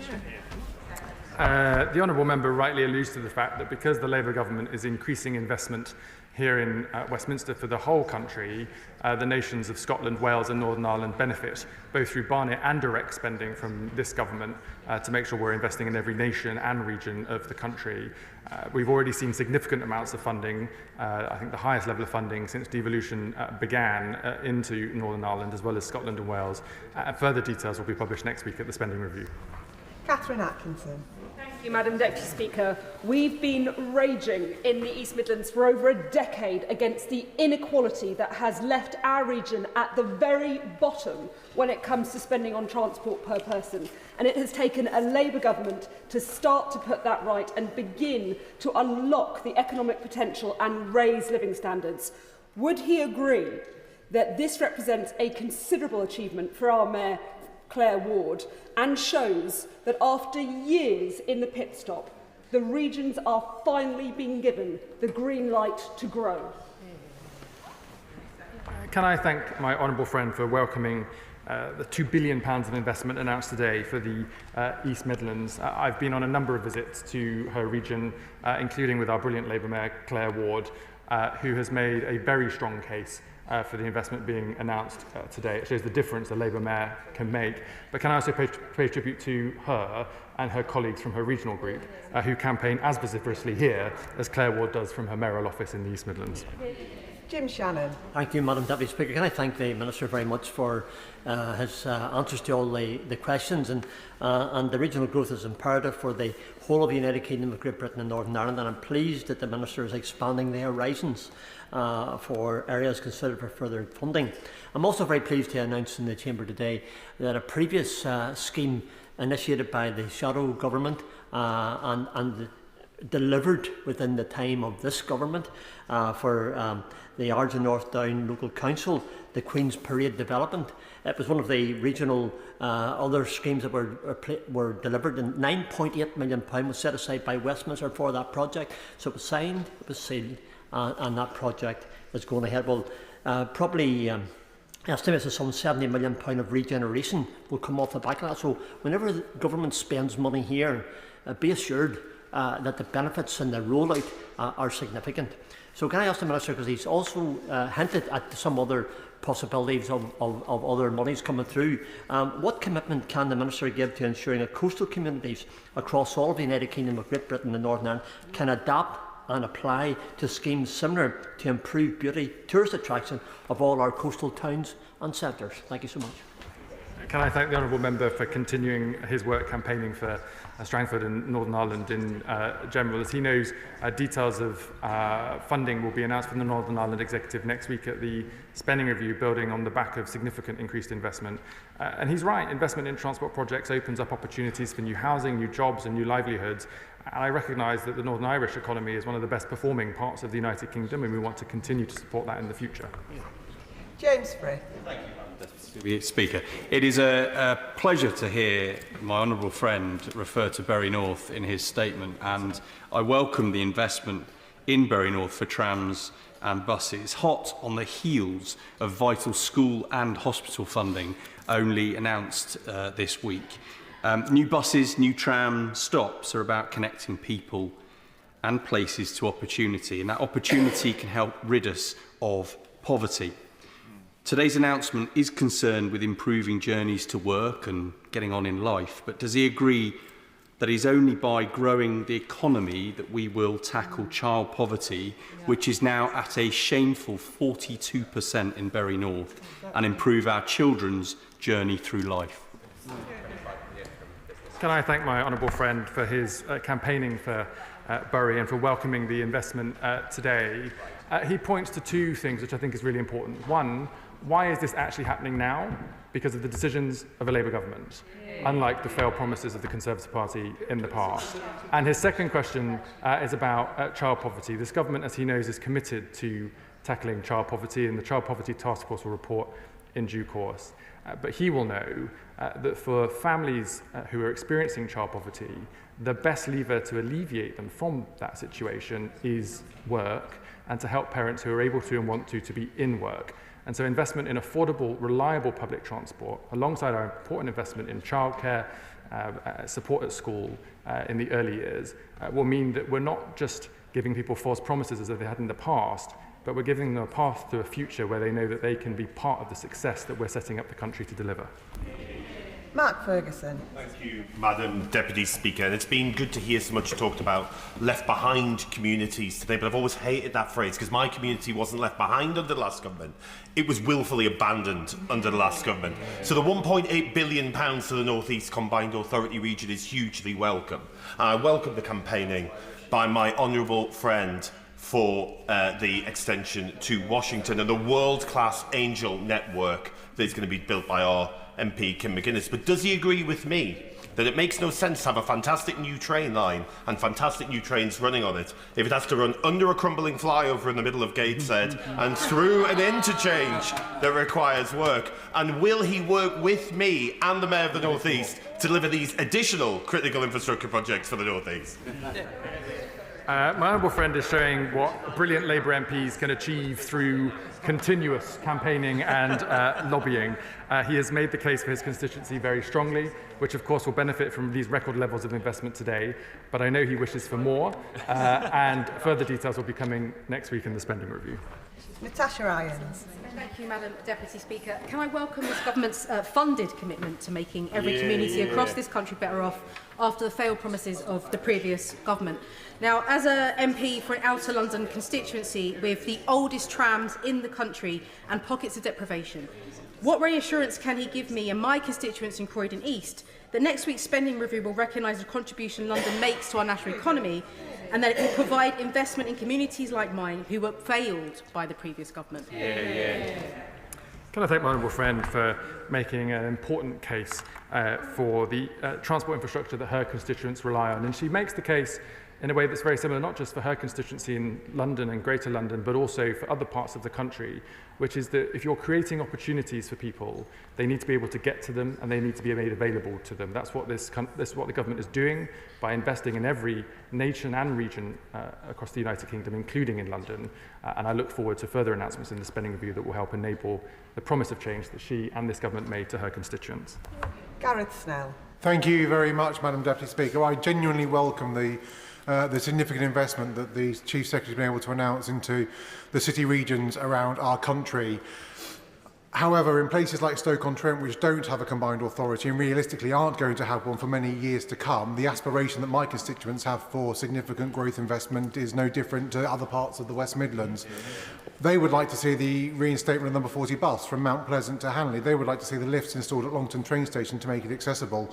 And while I have absolute faith that the Chief Secretary is aware of these nuances between mayoral and non-mayoral areas, could he give a commitment today that the level of investment in the non-mayoral areas will match the investment in the mayoral areas when those announcements are made next week in the comprehensive spending review? And could he give a little indication of what mechanisms will be used to deliver that money into those communities? Because with a fragmented local government base, it's quite easy for this money to stick around in pots and not be spent because people can't agree.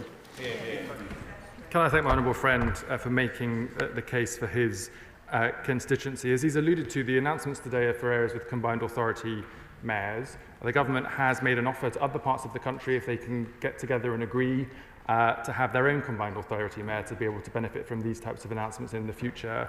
But for those areas that do not have a mayor, this Labour government is as committed to the people in those communities as we are to any other community across the country.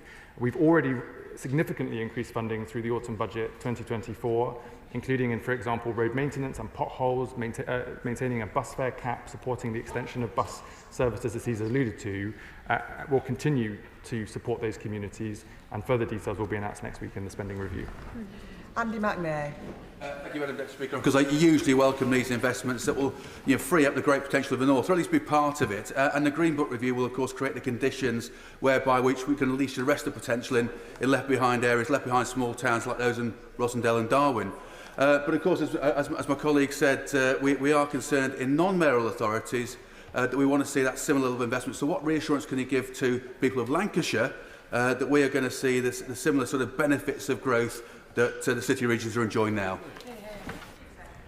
Can I thank my honourable friend for his continuous campaigning for his constituency? And I think I'm right in saying that every time I've seen him in the House, he's mentioned the Green Book review to me and has been one of our most forthright campaigners to make sure that we are building the rules and frameworks to deliver investment every part of the country.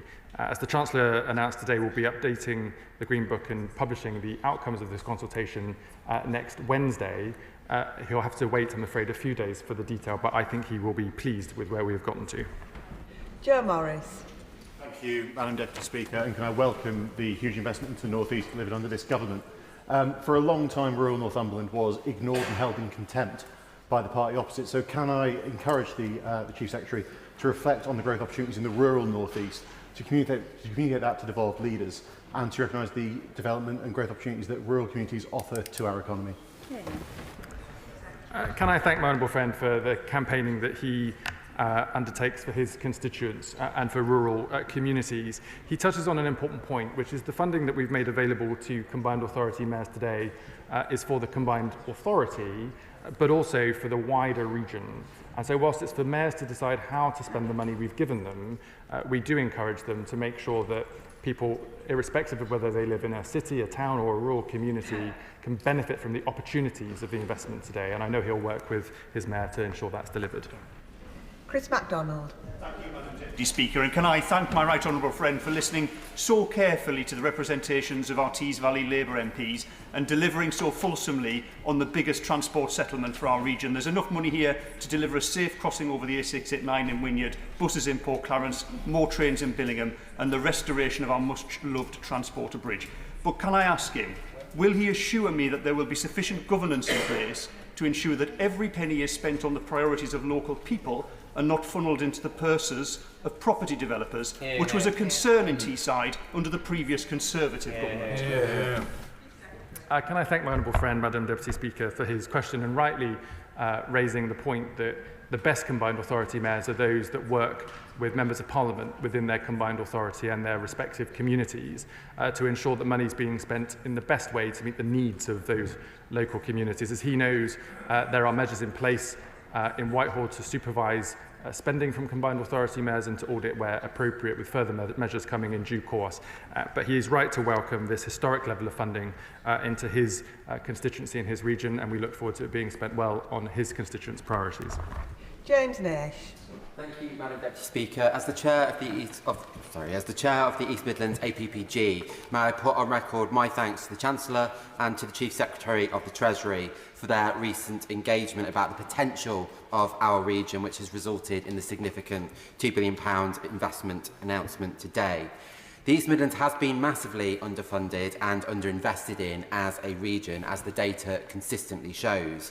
And so can I welcome the Treasury's commitment to changing how the government approaches and evaluates the case for investing in regions, and ask the Minister whether there will be further positive announcements for the wider East Midlands region at the Comprehensive Spending Review and Industrial Strategy announcements later this month. Can I thank my honourable friend for his leadership of the all-party group for the East Midlands and alongside his colleagues and the Mayor for making such a powerful case for investment in his region. As he alludes to, there will be further announcements at the spending review next week in the infrastructure strategy and the industrial strategy, which will show how this Labour government is investing in regions such as his to make sure that we can improve the life chances of people irrespective of where they choose to live or work. Conor Naismith. Thank you, Madam Deputy Speaker. Can I welcome the announcements today which reflect a government finally willing to match rhetoric with actions when it comes to investment in the North and the Midlands? The Network North so-called plan announced under the Tories was pitched as an attempt to compensate northern communities for the loss of HS2, and I have to say that my constituents were somewhat surprised that there was not a single mention of Cheshire in that so-called plan.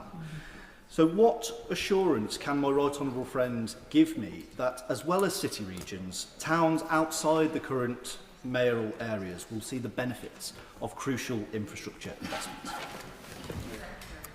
Can I thank my honourable friend for his question, and rightly to be pointing to the frustration of his constituents at the failed promises of the previous Conservative government. The difference that this Labour government is making, working with him as a brilliant Labour MP in his constituency, is being able to change the fiscal rules, to be able to tax the wealthiest, as the Chancellor did at the budget last year, and to be able to invest that money into transport across the country, which will be of benefit to those in those combined authorities, but also in the broader travel to work region. Further announcements for towns and villages will be made next week at the spending review. Paul Wall. Madam Deputy Speaker, Mellor Bus's factory in Rochdale was the perfect place for the Chancellor to unveil this £15 billion investment in transport infrastructure today, and also to give a first taste of the change to the Green Book and the Treasury rules that have for too long held back places in the North and the Midlands from getting their fair share of transport money. Does he agree with me that investment in public transport is also investment in local manufacturers like Mellor, and also that this shows what a difference a Labour MP working with a Labour mayor and a Labour government can deliver the change that people voted for last year? Can I thank my honourable friend, who's a brilliant campaigner for his constituents in Rochdale, and for welcoming this historic level of funding to his community today. As he's alluded to, the Chancellor was able to make the announcements in Rochdale today, but also to show that the investments that we've announced today is not just investments in track and bus stops and trains, but it's investments in jobs and livelihoods and businesses across the United Kingdom being able to help us deliver this renewal for Britain as a consequence of our investment being announced today. Jonathan Brash. Thank you, Madam Deputy Speaker. It is so refreshing after 14 years of talking about delivering for the North that this Labour government is just delivering for the North. I'm a passionate believer in devolution, but devolution must come with accountability. Can the Chief Secretary to the Treasury inform me about what steps we can take to ensure that the £1 billion we've just agreed for Tees Valley gets to every part of that region, most importantly to Hartlepool? Can I thank my honourable friend, who's a brilliant champion for his constituents in Hartlepool, and for recognising the historic levels of investment this Labour government is delivering off the back of brilliant campaigning from colleagues such as him and others in the region. The best combined authority mayors are those that work with their members of parliament and all of the communities they represent. I know that he will be making the case to the mayor that is in his region. Checks and balances are in place in government to ensure that that's done in the best way, and we'll continue to work with him to make sure that this investment under a Labour government is delivering on the priorities of people in his constituency. Antonia Banks. Thank you, Madam Deputy Speaker. For so long, Tipton, Wednesbury, Coseley, the Black Country, the whole of the West Midlands has been an afterthought. Now our Mayor, Richard Parker, and the West Midlands Combined Authority will have £2.5 billion for transport to unlock desperately needed good jobs and growth across our cities and towns. And I hope that the Mayor will look favourably on our need for a new roundabout at Great Bridge to get the traffic flowing to our factories and to our jobs as we seek the economic growth we are prioritising. Does the Minister share my view that today's statement starts to put right decades of underinvestment in the West Midlands? Can I thank my honourable friend for welcoming this historic level of funding into transport today, which he rightly alludes to is fixing historic failures that have been promised by other parties over many, many years. She's also right to point to the fact that these transport investments unlock jobs and opportunities for people in the broader region, including in respect of her area for sports and leisure and creative arts opportunities as well. I know that she'll work closely with our brilliant Labour Mayor for the West Midlands to make sure this money is spent on the people's priorities. Jazz Athwell. Thank you, Madam Deputy Speaker. And just to build on the point made by my honourable friend, the member for Vauxhall and Camberwell Green. Can the Minister confirm that alongside the investments around today, London too will receive support to develop its infrastructure? Broadmead Bridge still is closed. Central Line is creaking at the seams. And that the spending review next week will also enable our capital to unlock the housing it so desperately needs and remain London to be a world-leading city. Can I thank my honourable friend? London is and continues to be a crucial engine for growth for the whole country and important to us all as our capital city. I know that he'll continue to work with our brilliant Labour Mayor Sadiq Khan to make sure that investment is tackling the problems that he has raised. Katrina Murray. Thank you, Madam Deputy Speaker, and I welcome the recognition from the Chief Secretary to the Treasury. The investment in public transport infrastructure and improved services open opportunities to work. And I contrast that with my constituency, which is part of the Glasgow City region, which is experiencing cuts to bus services and cuts to rail services, which are proving a big barrier to people getting involved, both in working opportunities as well as social activity. So will he join me in making representation to the Scottish Government that at least some of the record settlement that this Government has passed to Holywood is spent on transport infrastructure? Can I thank my honourable friend for making the case for her constituency? And she's right that we have a shared view that investment in public transport is important for people's livelihoods and how they're able to live and enjoy the communities in which they live in. And unfortunately, the SNP government continues to fail to deliver on its promises, whereas in England today, we're able to show the difference that a Labour government can make. And I hope in the future, a Labour government in Westminster and a Labour government in Scotland will show what a new direction can mean for people across Scotland and in her constituency. Sam Rushworth. Thank you.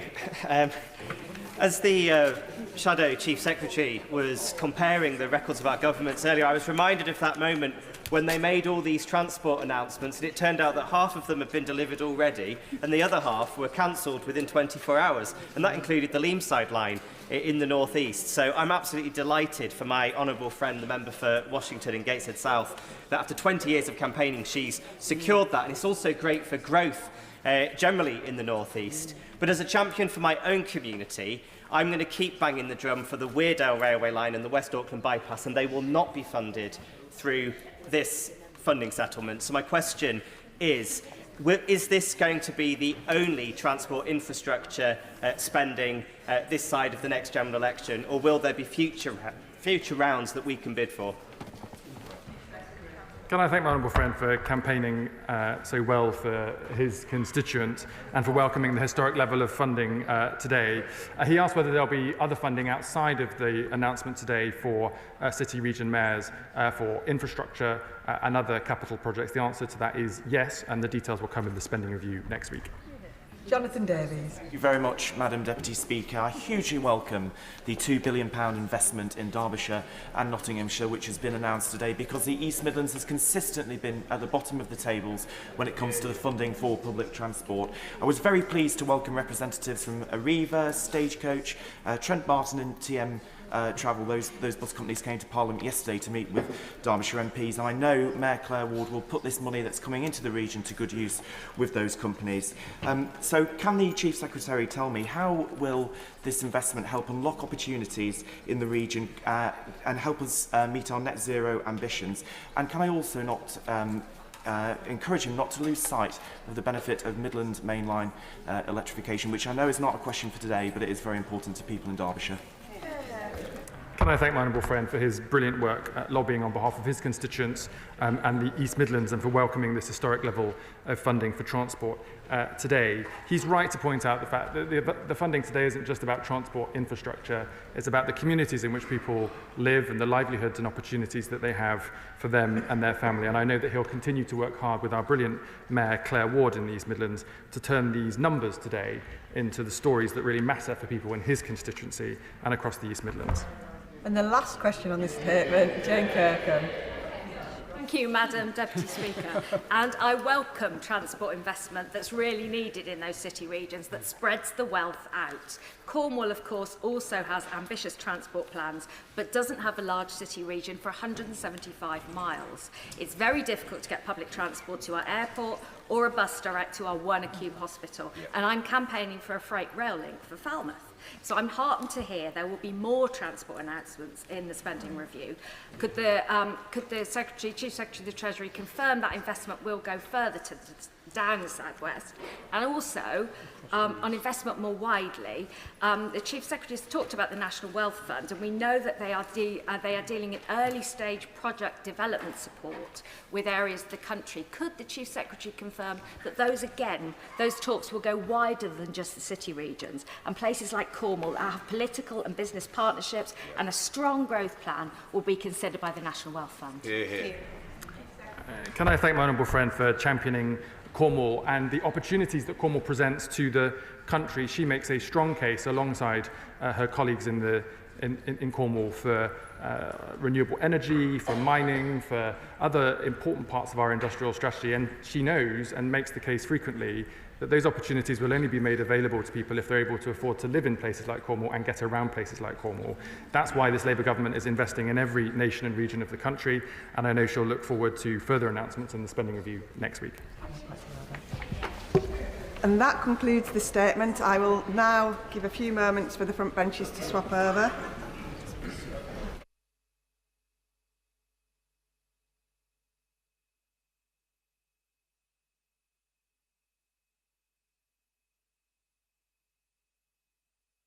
Minister Hamish Faulkner.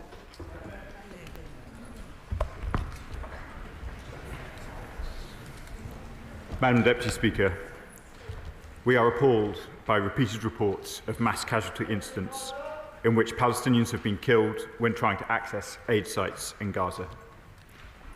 Desperate civilians who have endured 20 months of war should never face the risk of death or injury to simply feed themselves and their families. We call for an immediate and independent investigation into these events and for the perpetrators to be held to account. It is deeply disturbing that these incidents happened near the new Gaza Humanitarian Foundation distribution sites. They highlight the utterly desperate need to get aid in. The Israeli government says it has opened up aid access with its new system, but the warnings raised by the United Kingdom, the United Nations, aid partners and the international community about these operations have materialised, and the results are agonising. Israel's newly introduced measures for aid delivery are inhumane, foster desperation and endanger civilians. Israel's unjustified block on aid into Gaza needs to end. It is inhumane. Israel must immediately allow the United Nations and aid partners to safely deliver all types of aid at scale to save lives, reduce suffering, and maintain dignity. It must ensure food and other critical supplies can reach people safely where they are across the whole of the Gaza Strip. Civilians, medical, and humanitarian workers and facilities must be protected. We will continue to be steadfast in our support for the UN and other trusted INGOs as the most effective and principled partners for aid delivery. Our support has meant over 465,000 people have received essential health care, 640,000 have received food, and 275,000 have improved access to water, sanitation and hygiene services. Just 2 weeks ago, my honourable friend, the Minister for Development, announced £4 million of additional funding to support the British Red Cross, enabling the delivery of humanitarian relief in Gaza through their partner, the Palestinian Red Crescent. That was part of our wider £101 million of support this financial year. Aid must be allowed in so this support can continue. Today, the UN Security Council is expected to consider a resolution for an immediate ceasefire, the release of all hostages, and the lifting of all Israeli restrictions on humanitarian aid, supporting delivery by the United Nations. We will once again use our vote in support of these goals. Following our leadership in coordinating dozens of countries to address the humanitarian situation and the joint statement by the UK, France and Canada, as well as the actions announced by my right honourable friend, the Foreign Secretary on the 20th of May, we will continue to convene international partners to increase the pressure and take further steps to address the catastrophic situation on the ground. We will continue to strongly support the efforts led by the United States, Qatar and Egypt to secure an immediate ceasefire in Gaza.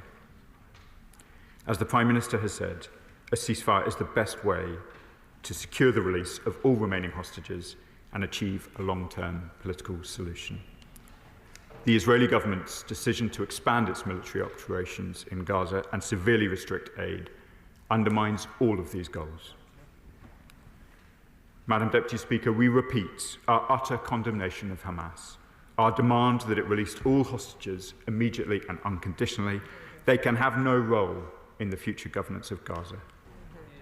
A two-state solution is the only way to bring the long-lasting peace, stability and security that both Israelis and Palestinians deserve. We welcome France and Saudi Arabia's leadership in chairing an international conference later this month. I commend this statement to the House. I now call Shadow Foreign Secretary Dame Priti Patel. Madam Deputy Speaker, I'm grateful to the Minister for advance sight of his statement. The scenes emanating from Gaza are harrowing and the suffering is intolerable. And the current situation we are all witnessing simply cannot continue. The level of humanitarian suffering and desperation continues to be unacceptable as children, women and their families continue to suffer while desperately trying to secure food and humanitarian aid. These deaths and casualties near aid distribution centres should never have happened. Can the Minister inform the House what discussions have taken place with Israel about these appalling events and the status of any investigation and what action will follow? Britain must at every level use its influence to bring all allies together who want peace and stability in this region, including neighbouring countries, as this current conflict is hurting civilians and now appears as if a sustainable end to this conflict has moved even further away. Are we working with our Abraham Accord partners and regional allies who also want peace, such as Jordan, Egypt, Saudi and Qatar? Britain must leverage its considerable influence in the region to help stop the endless suffering that we are seeing, to get more aid in, to see the hostages released, and to end this terminal situation with Hamas to achieve a proper, sustainable end to this conflict. And importantly, work towards a better future for the Palestinian and Israeli people. And to that end, can the Minister explain how the government plans to use the upcoming summit in New York to further these aims? On humanitarian aid, the government says that it continues to call for broader aid access, and of course we support that. But are there practical and specific proposals for the opening of individual crossings and entry points, and have these been presented directly to the government of Israel? The Minister will know that previously my noble friend Lord Cameron, working with allies, did secure commitments from the government of Israel to open up the Erez crossing and the port of Ashdod to get aid into Gaza. And at that time, he will also know that Israel agreed to extend the opening hours of the Karim Shalom crossing point. And we were able to achieve commitments just to increase the number of trucks entering Gaza, which naturally saw an increase in vital aid supplies, food and medical aid for innocent Palestinians. On British aid sitting in the region, the Minister has said in a written answer to me on Monday, and I quote, "Quantifying how much aid awaiting entry into Gaza is difficult due to the complex operating environment and limited real-time data, which we absolutely can appreciate. But what more can he do to secure practical information as to where UK aid is, who we can work with to move aid to key locations, and what more Britain can do to ensure that UK aid gets to those who are desperately in need of our support?" We also know that multilateral institutions, including the World Bank and others, are working on serious plans to deal with immediate as well as long-term issues to support the recovery and reconstruction of the economy in Gaza and the West Bank. What is the government doing to support that work, and what engagement has he had with those organisations? Madam Deputy Speaker, 58 remaining hostages still remain in captivity and now on 607 days of their cruel captivity at the hands of Hamas. They must be released. We are aware of initiatives put forward by the United States and that the latest proposals have been rejected by Hamas. So what pressure is the government now exerting on Hamas to get them to reverse their opposition to these plans? And on the West Bank, Madam Deputy Speaker, the government signed a MOU with the PA on the 28th of April, which we've debated in the House. Since that signing, can the Minister update the House on the PA's progress on reform and governance? Because it is credible governance that is required for long-term stability. On settlements, our position as it was in government, and that position is well understood. Settlements are not helpful for achieving long-term peace, and we'd urge Israel, for its part, not to take steps that could make a two-state solution more difficult, and to use its legal system to clamp down on settler violence. We support a two-state solution that guarantees security and stability for both the Israeli and Palestinian people. And finally, Madam Deputy Speaker, we want to lift people's eyes to a better future for the Israeli and Palestinian people. And to do so, Britain must actively bring our long-standing perspective and influence to bear in the region with all our allies. Madam Deputy Speaker, I thank the Shadow Foreign Secretary for her important questions. I can confirm that we are working closely with our allies, both in the region and beyond it, on this devastating situation. I saw colleagues from Jordan, Egypt, Saudi Arabia and Qatar in the Madrid conference 10 days ago, and I will be continuing my consultations with them over the coming days, as is the Foreign Secretary. She rightly asks about the status of the ceasefire negotiations. I'm sure she is aware I called on Sunday for Hamas to return to those negotiations. There has been some promising indications that they are doing so, but this remains a very delicate situation, and I will update the House when I'm in a position to do so with more solid information. We, of course, want those ceasefire talks to proceed with speed. We want a full release of all hostages. We want a permanent ceasefire, and we do not want Hamas in control in Gaza, and that is the objective of this government. The Shadow Foreign Secretary also asks the important question about where UK aid is and how much has gone in, and I'm grateful for her understanding on those points. I fear much of it remains in many of the humanitarian distribution centres outside of Gaza, blocked as it was when I saw it with my own eyes in Egypt. Paula Barker. Thank you, Madam Deputy Speaker. I thank the Minister for his statement, but we have been here countless times before. Last week, Israel approved 22 further settlements in the West Bank.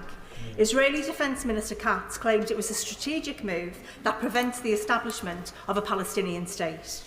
Minister, what more evidence do we need to call this exactly what it is? A deliberate policy of annexation and genocide. Yeah. Will the government now take the long overdue steps we've all been calling for years, namely the recognition of Palestine, sanctions on extremist Israeli government ministers, suspension of all arms sales and suspension of all trade? If we want to see a Palestinian state, we must do something now to prevent its erasure. The history books will not be kind to this government unless we use every form of leverage at our disposal. And our grandchildren will ask why we effectively stood by whilst a people were eradicated by bombs, by bullets, by starvation, and no doubt the further ethnic cleansing that is still to come. This should shame us all. Minister. I'd like to thank my honourable friends for her question, and of course it was her urgent question that was granted this morning, which led to this statement. I don't agree with all of the premise of her question, but I can assure her that we will continue to convene international partners to increase pressure and take further steps as long as this catastrophic situation remains. We have taken steps. We have taken steps since we were first elected. We announced further steps on the 20th of May when the Foreign Secretary was at the dispatch box, and we will take further steps as we were clear in the joint statement between UK, France and Canada until the situation improves.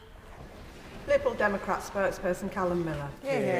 Thank you, Madam Deputy Speaker, and I'm grateful to the Minister for advance sight of his statement. I spoke yesterday with a British surgeon who has regularly visited Gaza to deliver emergency medical aid. He first reported cases of malnutrition 18 months ago. and is deeply anxious about what he will find when he arrives at Nasser Hospital in southern Gaza later this month. People in Gaza are on the brink of starvation. Others are dying daily from gunshot wounds inflicted as they queue for food. The situation is intolerable, and it is deliberate. The policies of Netanyahu's government amount to an indiscriminate assault on the Palestinian people. We must get the aid in, we must get the hostages out, and we must stop the violent, forced displacement of Palestinians in Gaza and in the West Bank. That is the only path back to a ceasefire. The time for timidity is over. Liberal Democrats have consistently called for the government to take firmer action. It must do so today. We called for the sanctioning of the extremist ministers Ben-Gvir and Smotrich 18 months ago. Will the minister finally commit to implementing these, showing we will no longer tolerate calls for Palestinian dispossession? And will the government make clear that unless the Israeli government changes course, the UK will expand sanctions to those ministers and members of the Knesset who support continuation of the blockade and the current military action? Will the government finally ban the export of all UK arms to Israel? In his response earlier, the Prime Minister said the government was working with allies to get aid into Gaza. Can the Minister expand on what options are under consideration and when these could be implemented? Last week's announcement of 22 new settlements in the West Bank, the largest expansion in years, is intolerable. The UK should have no part in this. So will ministers introduce legislation now to ban all UK trade with the illegal settlements? Will the government use the conference later this month, together with allies like France, finally to recognise the state of Palestine, showing beyond doubt the UK's commitment to Palestinians' right to self-determination and a two-state solution? Minister. Madam Deputy Speaker, the Liberal Democrat spokesperson alludes to some of the commentary of some of the Israeli government ministers.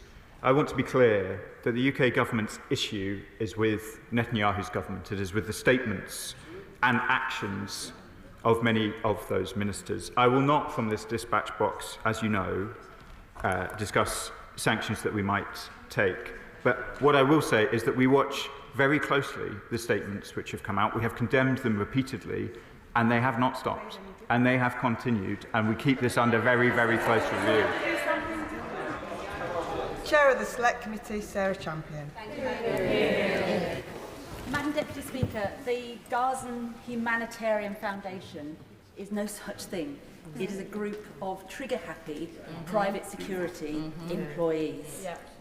Under international law, as the occupier, Israel has a duty to those people in Gaza. The International Court of Justice issued an advisory opinion on the 19th of July 2024 stating Israel's policies and practices are contrary to the prohibition of forcible transfer of the protected populations under Article 49 of the Fourth Geneva Convention. The government has still not given its response to this. And if I'm going to be very uncharitable and hopefully very wrong, this has created a limbo, which means the government is not using its full toolbox of sanctions, of prohibitions and legal accountability to hold Israel and indeed Hamas to account. When will the government act and acknowledge that they have duties under this advisory? Minister. Madam Deputy Speaker, we continue to consider the ICJ's advisory opinion with the seriousness that it deserves, but I want to reassure the House that the powers of the Foreign Office are not set on our views on an advisory opinion, which is advisory. We abide by international law in all that we do, and our options are not constrained by the fact we have not yet pronounced a view on the advisory opinion. Kit Malthouse. Madam Deputy Speaker, as the Honourable Lady indicated, we're all frankly getting a bit fed up with the theatrics in this chamber, and if I'm honest with the Minister, it feels like the whole House is being played. He shows up, he mouths the words, full of condemnation and being appalled, and very occasionally the government leaks out just enough sanctions, frankly, I'm afraid, colleagues, to keep the Labour benches from open revolt. And yet, since he last appeared, as others have mentioned, 22 new settlements announced. And the Israeli government has replaced the UNRWA distribution system with a shooting gallery, an abattoir, where starving people are lured out through combat zones to be shot at. If the situation were reversed, we would now be mobilising, quite rightly mobilising, the British Armed Forces as part of an international protection force. So here's my question. What's the difference? Minister.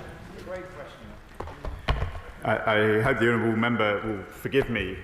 He talks of theatrics, where I come to the House and provide an update, and he delivers a speech saying that we should do more. I just want to remind him and remind the House that the Labour government has a profoundly different position towards these issues than the Conservative government before us. We have taken a series of steps, most recently on the 20th of May, whether... Order. Minister. We have taken steps. We will continue to take steps. We have led the international community in the most recent of those steps. And I and we are under no illusion of the severity of the situation that we face. Rachel Hopkins. I do welcome the Minister's comments that Israel's newly introduced measures for aid delivery are inhumane, foster desperation and endanger civilians. And indeed, in just 8 days, 102 Palestinians seeking food have been killed and 490 injured. So what discussions is the Minister having with his Israeli counterpart about ensuring the protection of innocent civilians accessing life-saving aid? Minister. I regret to inform the House, Madam Deputy Speaker, that there is a fundamental disagreement between the British and Israeli governments about the nature of aid that needs to get in to Gaza. We have spoken to them, and we have been clear that the United Nations is ready with a system that works, that is able to deliver aid at the scale required to try and address some of the horrific desperation that we see. The Israeli government is clearly committed to the Gaza Humanitarian Fund with all of the problems that we see over the last 3 days. Sir Jeremy Ryan. Thank you very much, Madam Deputy Speaker. The policy of successive UK governments has been that the United Kingdom will recognise the state of Palestine when it's conducive to the peace process and to the ultimate realisation of the two-state solution. Up to this point, I have accepted the argument that the Minister and his predecessors have made that that moment has not yet come. But hasn't the balance shifted decisively with a succession of moves to greater territorial change in the West Bank by increased settlement activity and by increasingly blunt and frequent statements of members of the Israeli government that we are going to restrict Palestinians to a subset of Gaza or restrict Palestinians from Gaza altogether? That's what's changed my mind, such that I now believe it's necessary for the UK, hopefully in conjunction with others, to recognise the state of Palestine urgently. Why has it not yet changed the government's mind? Minister.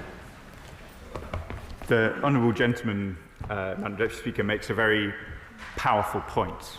And one of the reasons why the traditional positions of UK governments and many other governments across the world has been that the recognition of a Palestinian state should come at the end or during a two-state solution process was the hope that we would move towards a two-state.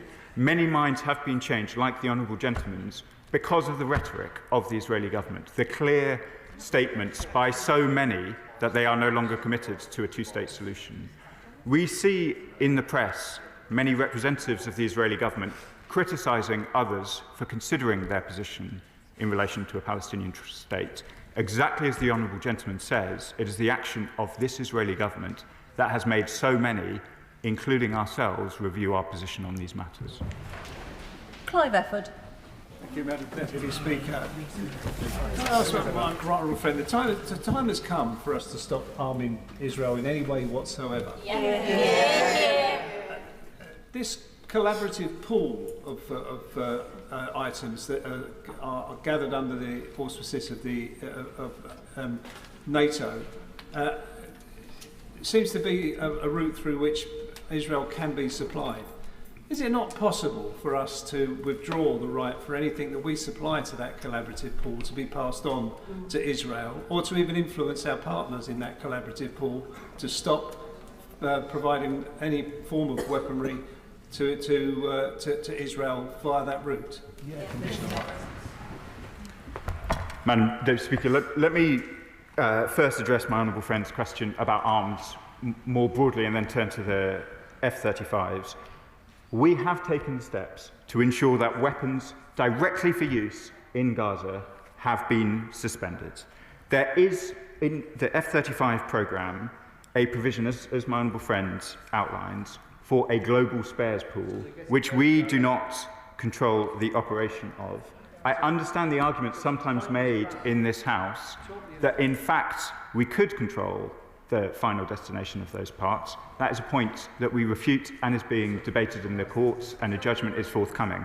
So that is on the question of whether or not the final destination of F-35 parts could indeed be determined. And I'm afraid I have nothing further to add on that point. But I just want to be clear to the House, as the Minister for Trade was on Monday evening, that the arms suspensions that we have done are far-reaching. There have been some reports, Madam Deputy Speaker, suggesting that we have not taken far-reaching action, and in fact significant arms are still reaching the IDF. That is simply factually not true. There continue to be the sale of items which are controlled by the arms licensing criteria. That is because many military-grade items, for example, body armour for NGOs, we still judge are appropriate to be traded with Israel because they will go to NGOs who are going in.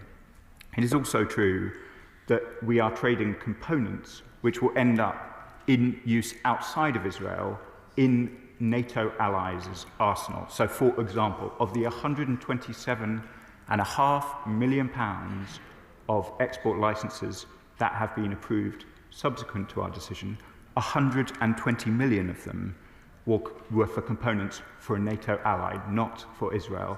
There is considerable confusion about this point, so I wanted to take the opportunity to clarify it. Tim Farron. Thank you, Madam Deputy Speaker. Securing a ceasefire is vital. Securing the release of the remaining hostages is vital.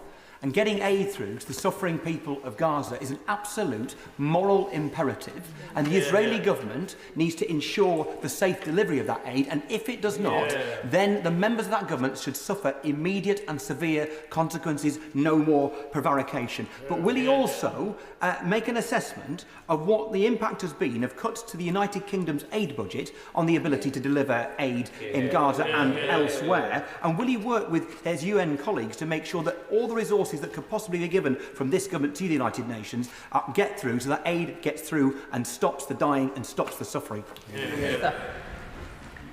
Madam Deputy Speaker, to be clear, the issue in relation to aid getting into Gaza is not the availability of aid.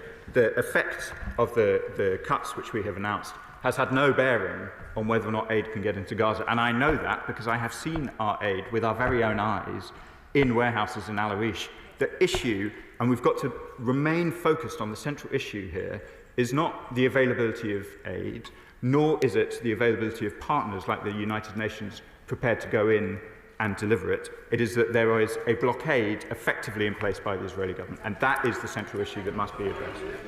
Rosanna Allen-Khan. Thank you very much, Madam Deputy Speaker. Almost 8 months ago, the UN Commission of Inquiry found that Israel has implemented a concerted effort to dismantle the healthcare system in Gaza, and that the killing and disappearance of healthcare workers amounts to the crime of extermination. UK doctors in Gaza describe it as a slaughterhouse, with the growing mountain of evidence detailing war crimes taking place, and our diplomatic efforts being totally ignored by the Israeli government. It is time to sanction Benjamin Netanyahu and the other murderous figures who are responsible. Minister, words are not enough. So today, here, now, in this chamber, I'd like the Minister to give us a concrete date as to when we can expect this government to impose sanctions. Madam Deputy Speaker, I hear the frustration of the House, and I recognise, and I'm sure others too, will raise the reports, the deeply distressing reports of recent days, and indeed going even further back in both the West Bank and Gaza. Let me be clear, as the Prime Minister was clear with France and Canada, if Israel does not cease the renewed military offensive and lift its restrictions on humanitarian aid, we will take further concrete actions on this point. And I will not say from this dispatch box today when that might be. Sir Roger Gale. Madam Deputy Speaker, I concur entirely with the views expressed by the two Privy Councillors on these backbenches that have already spoken. We have for weeks been listening to fine words from the opposition front bench, the government front bench. And we've seen a lot of hand-wringing. And we've seen a vast amount of inactivity. Yeah. And the question everybody is asking in this chamber of the Minister is when? Yeah. Yesterday, the Minister knows this. 4 of us tried to deliver a letter to Downing Street, calling for the immediate recognition of the state of Palestine. Yeah. We weren't even allowed to deliver that letter. The time has come to act now. Yeah. There is a route from Larnaca in Cyprus straight into Gaza. Use it. Yeah. Let's save these children. Yeah. Minister. I thank the honourable gentleman for the force of his remarks. I would just remind the House, this is, and I hear so many colleagues say that they are fed up with my words, which is gentle. But on the 20th of May, we announced concrete actions. I am telling the House this afternoon that further actions will come if there are not changes. And I will return to the House when I am in a position to do. I hear everybody's frustration, but let us not pretend that the UK's position has not changed, that it has not continued to change, and it will continue to change while the situation remains as it is. Tan Singh Desi. Madam Deputy Speaker, there is a genocide case against Israel before the ICJ, and the ICC has issued arrest warrants against Prime Minister Netanyahu and others. In its 2007 judgment, the ICJ made clear that a nation's duty to prevent genocide begins when we become aware that there is a serious risk. Yesterday, the Minister confirmed in response to my written question that most of, or almost all of Gaza faces a critical risk of famine, with 500,000 innocent people facing starvation, which we know is caused by months-long blockade of aid by Israel. So I asked the Minister whether he has been satisfactorily notified that there is a serious risk of genocide occurring in Palestine, and will he ensure that the government takes all steps to meet our obligations to prevent genocide? Minister. I thank my honourable friend for the question.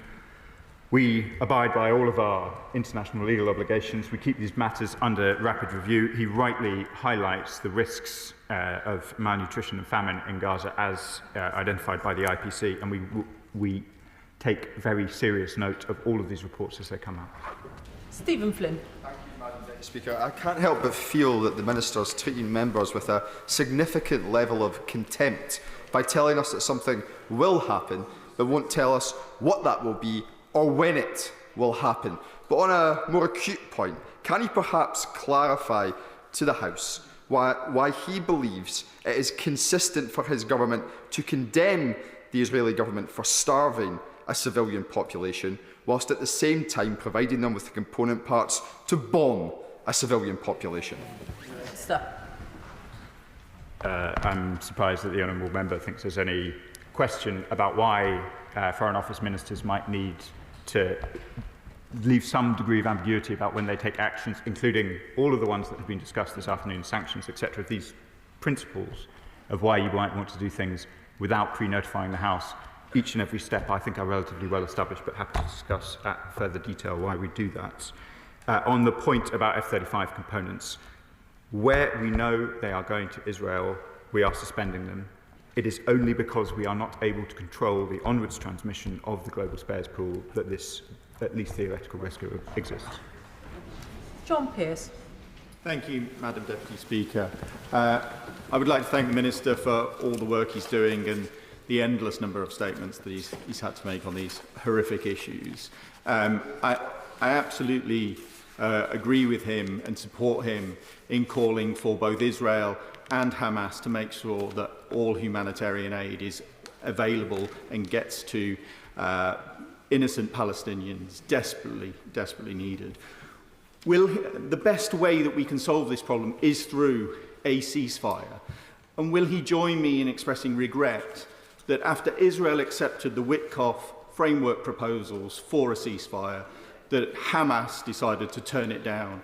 And we must put as much pressure on Hamas to move forward with a ceasefire as soon as possible. I thank my honourable friend for the question.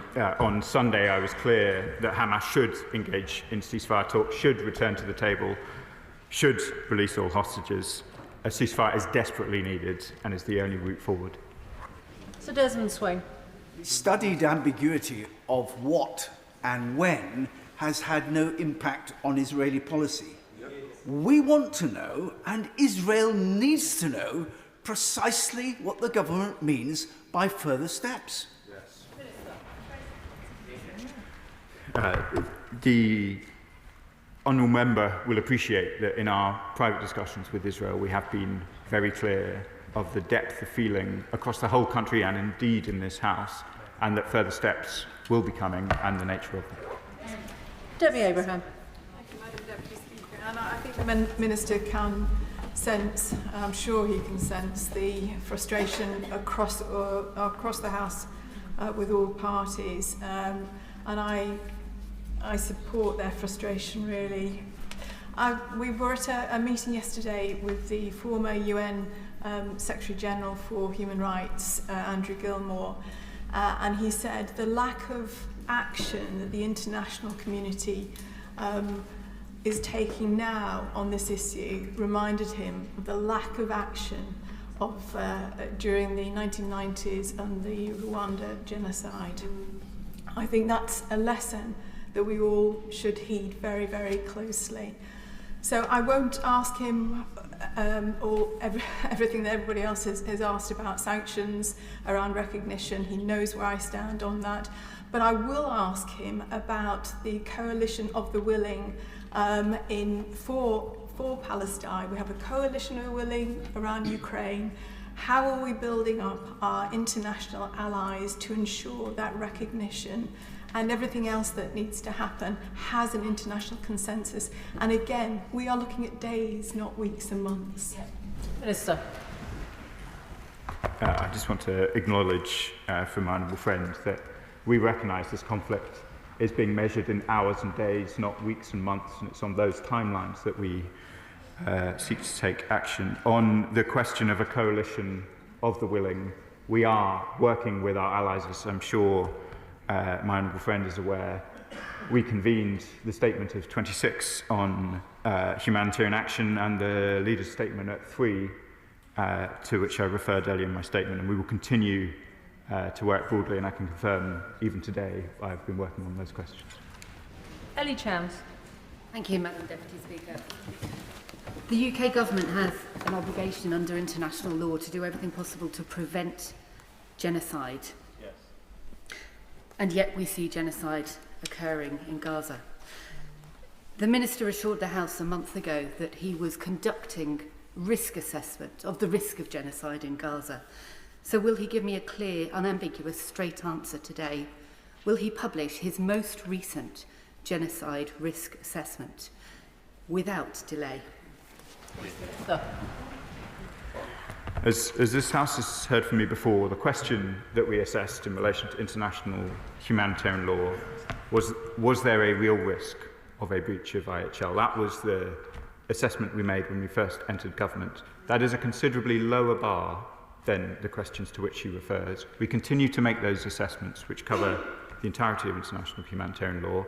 We have updated the House on that initial assessment, which is at a rather lower bar than she is suggesting, and the assessment broadly remains in place. We won't provide further updates, but if the position changes, I will be sure to return to the House. Florence Eshalomi.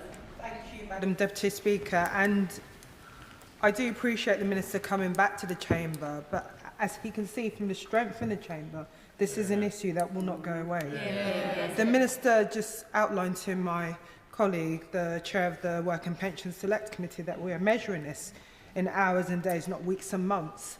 We have a situation where there is only one kidney dialysis unit left in Gaza. The World Health Organization reports that the number of dialysis machines has decreased and there are only 27 left in northern Gaza. My late mum had renal failure. She was on dialysis 3 times a week. It's not hours and days, it's minutes, Minister. A number of those people are literally surviving and dying within minutes. We see a situation where women, children, and many people are still buried under rubble. A number of us have spoken about the lack of aid going in and the fact that the aid is being used as a weapon of punishment. What more do we need to say, Minister, for us to see concrete and more visible action from this government? We are getting emails from our constituents. We need to see an end to some of the weapons going through that the UK is still supporting and a clearer guidance on sanctions because Israel are not listening to us. I thank my honourable friend, and I recognise when we talk in this chamber about aid restrictions that can seem like an abstract concept, and my honourable friend is right about what that looks like person to person. The shortages of all kinds of desperately needed items that preserve life and dignity are in terrible short supply, and nothing about the last few days indicates that the new aid measures are doing anywhere near enough to try and avert that tragedy. We obviously not only make our own assessments, but we also pay careful heed to the assessments of others. I was a diplomat before the International Committee of the Red Cross is a very sober organisation, not prone to strong statements, and the statement that they have made in recent days about the conditions in Gaza is very sobering reading. So we are under no illusions about the urgency and the gravity of the situation. I was pleased to be with the Foreign Secretary on the 20th of May when he announced further measures. We have been clear further measures will come. We are trying, as the Shadow Foreign Secretary has asked us to persuade the Israelis to change course. If they do not, we will return to this House. Greg Smith. Thank you, Madam Deputy Speaker. I listened very carefully to the answer the Minister gave to the quite right and proper question from the Honourable Member for High Peak just now. And will the Minister not accept that simply calling for Hamas to go back to the negotiating table is nowhere near strong enough, and that for there to be accuracy in this debate, it must be publicly and clearly acknowledged that the only blocker to a ceasefire deal that will get the hostages out and bodies returned of those hostages that have died is to acknowledge that the blocker is Hamas? Minister. We have condemned Hamas. I have condemned Hamas repeatedly, and we will continue to do so. A ceasefire clearly requires 2 parties. We welcomed Israel's return to the ceasefire negotiations. We called on Hamas to do the same. We are glad to hear that there sounds to be some progress. We will continue to press all sides on this point until we have a ceasefire. Ian Byrne. Thank you, Madam Deputy Speaker.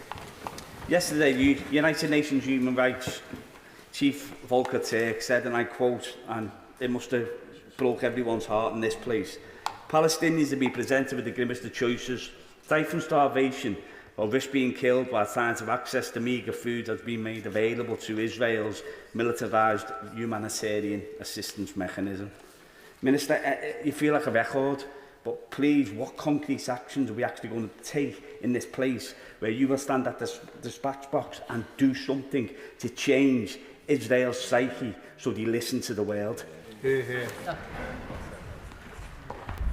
My honourable friend asked me to change the government of Israel's psyche.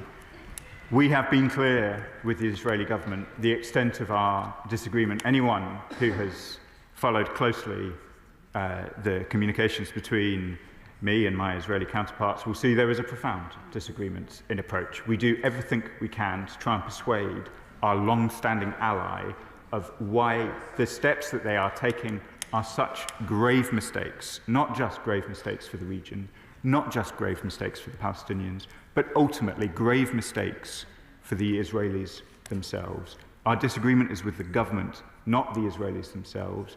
It will be with regret if I return shortly to this House with further steps to announce, but we will do so given the strength of our feeling on these matters. Monica Harding. Thank you, Madam Deputy Speaker. As the Minister has acknowledged, Israel's alternative aid scheme is dangerous, it is unworkable and it is profoundly insufficient. There is aid waiting on the border, UK aid that my constituents have paid for. You know the Palestinian people's desperation. You have heard the desperation. Twice. The Minister has heard the Palestinian people's desperation.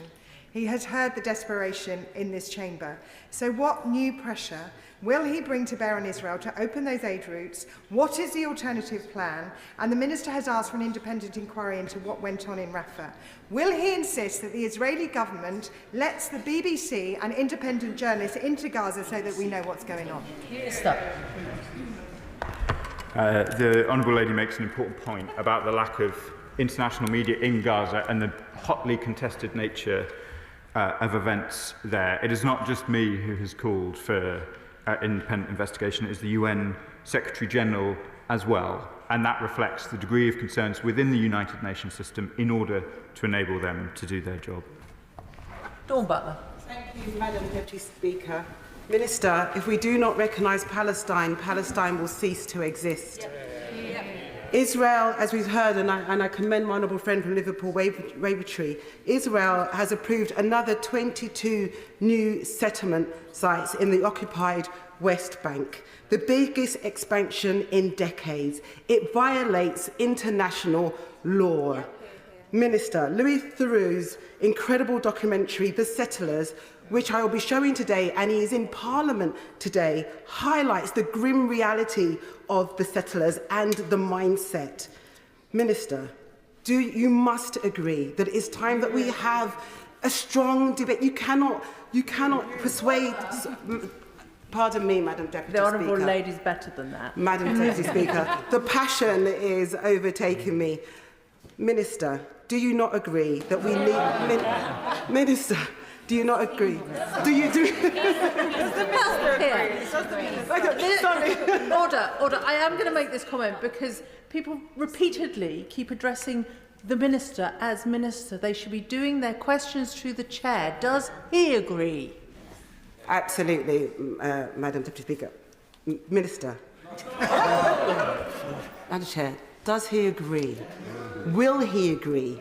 Can he agree that it's gone far enough? That we must have this debate and say we will apply sanctions to Israel, no more arms to Israel, and we will see Palestinians as people and help them to survive. Minister. I'm very grateful to my honourable friends who are just trying to make me, as a new member of the House, feel like everybody makes mistakes, and I'm grateful for the important question. As my honourable friend knows, we have taken action against those settlers in that documentary as well as others. I recognise that the situation in Gaza and the West Bank remains awful. We have condemned the 22 settlements that were announced over recess. We have been clear that further steps will be taken, and I'll be happy to return to the House when we're in a position. Mark Pritchard. Thank you, Madam Deputy Speaker. The Minister says he hears the frustration of the House, but does the government hear the cries of the orphan children of Gaza? Hear the cries of the children that have had their loved ones blown to bits literally in front of their eyes, who will be maimed for life? Now, I've been at many of these statements before, and I'm grateful for what the Minister said, and I'd like to also put on the record I'm grateful for what our Shadow Foreign Secretary said today as well.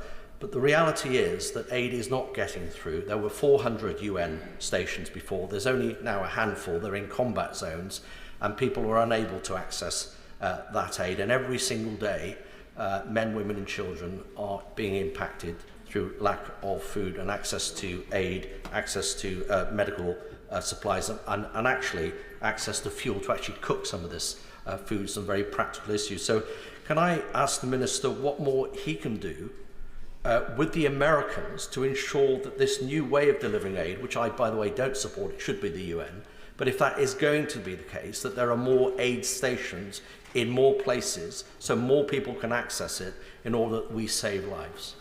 Minister.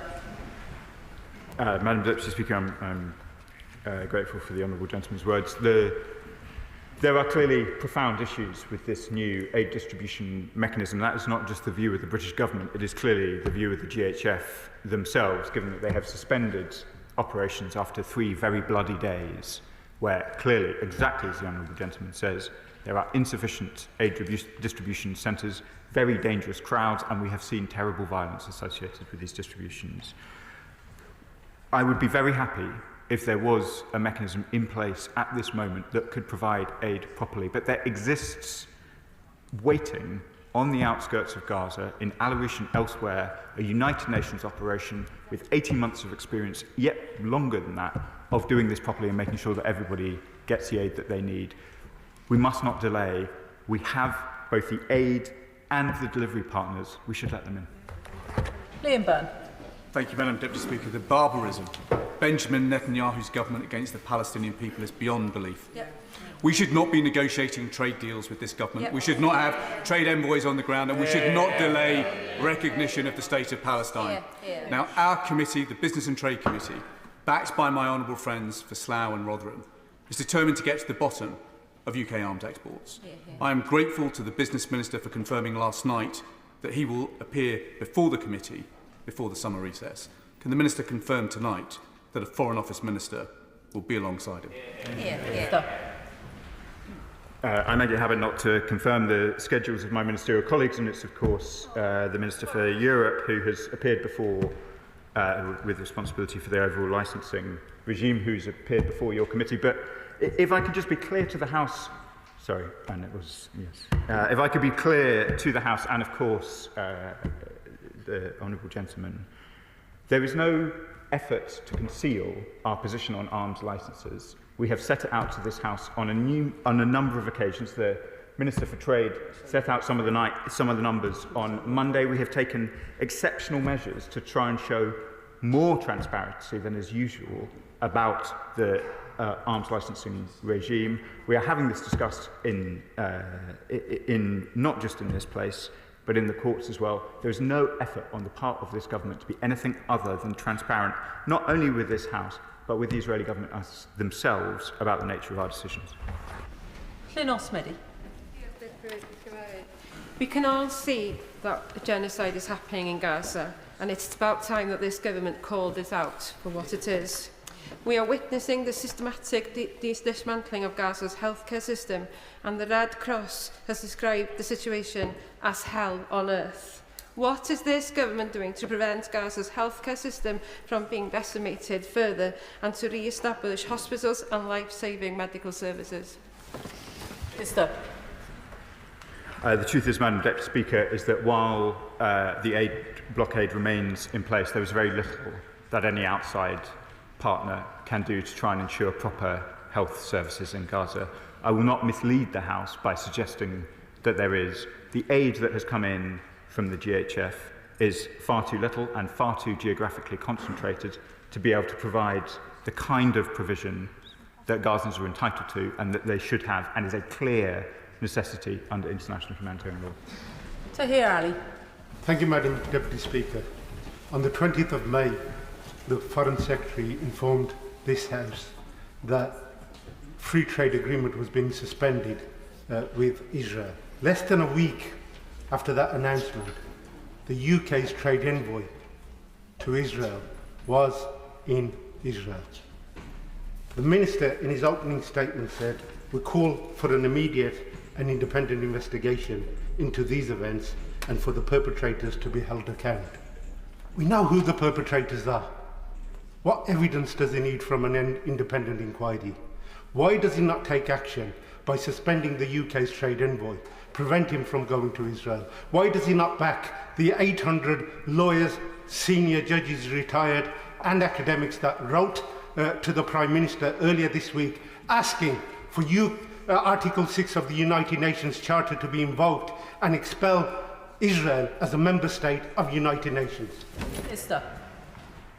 Madam Deputy Speaker, the call for an independent investigation has begun with the UN Secretary-General, given, as I said earlier, his concerns about aid provision. The UK supports the role of the UN, its vital humanitarian role, and that is why we have echoed his calls.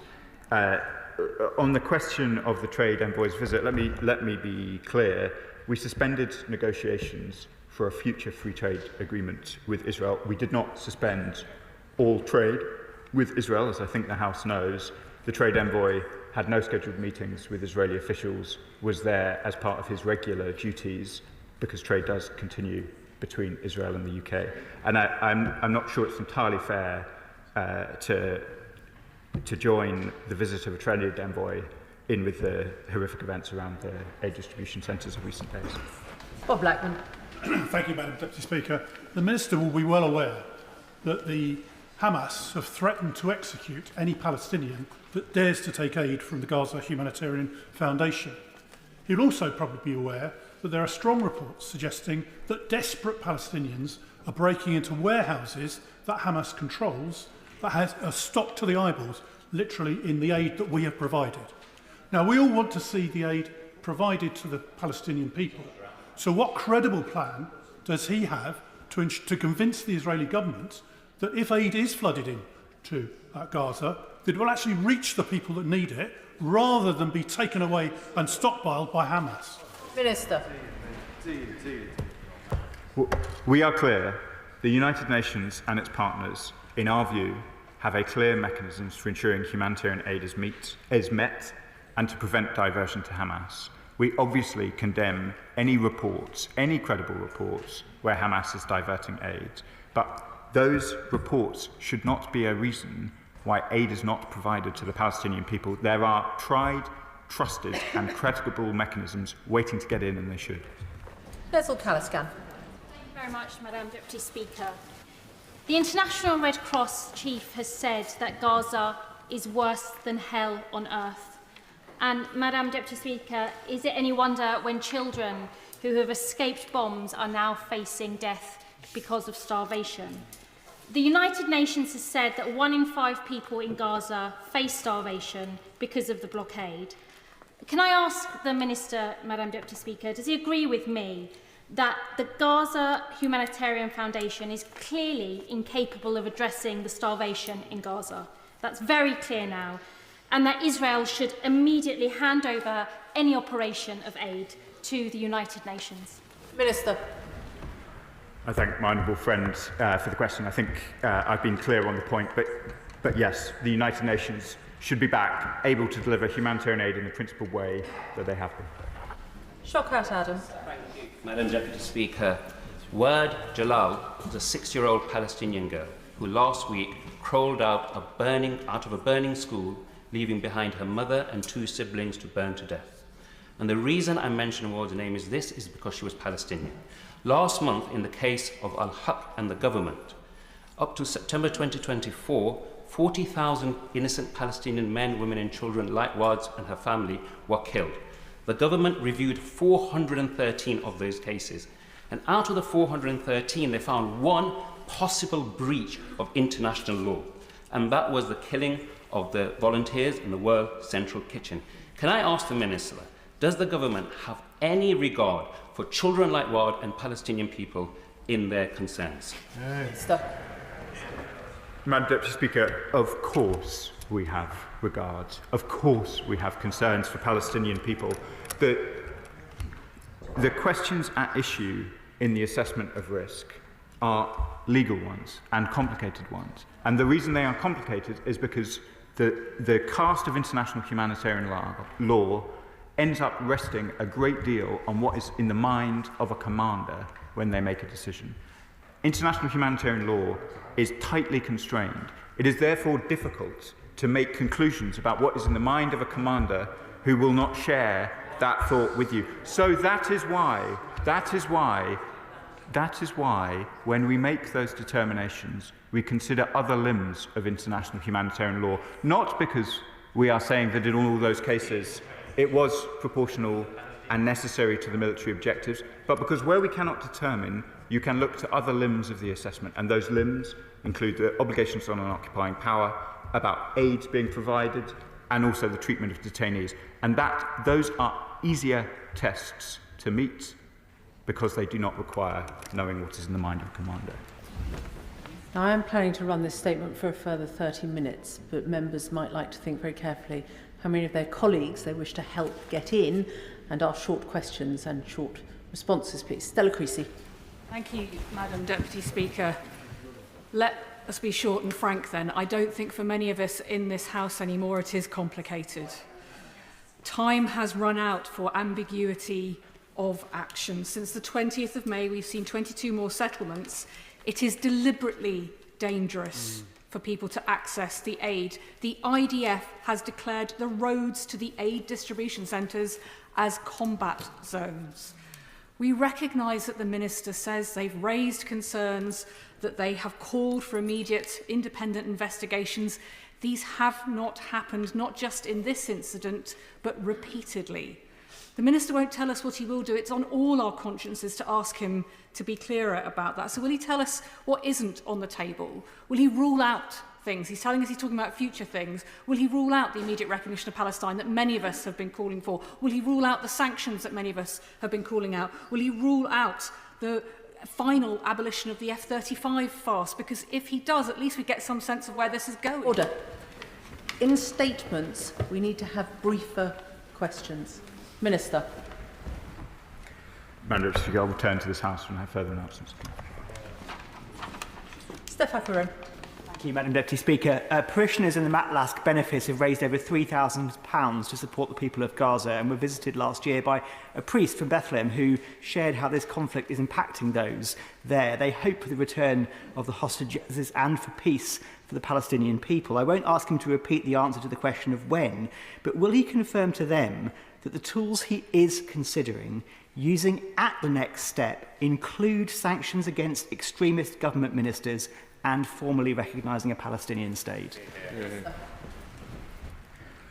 I want to pay tribute to the work of your constituents, and I know so many constituents, including mine in Lincoln, are doing so much to try and both keep these issues on people's minds and take steps by raising funds as well. I won't be drawn on what the further steps might be taken.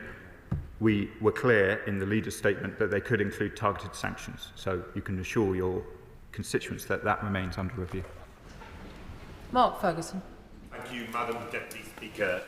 Members have reached for the right words to describe what is being faced by the Palestinians. I think it's incredibly difficult within the constraints of parliamentary language and diplomatic language to convey that. I'm not going to go over any of the ground that other colleagues have, but does he agree with me that it is completely unacceptable on every level to pair aid with military objectives? And will he assure the House that in our future considerations as a government of where we go next with Israel, the unacceptability of those tactics is taken on board? I want to thank my honourable friend from Gateshead who has raised these issues with me many times and is very focused on them. I completely agree with what he says.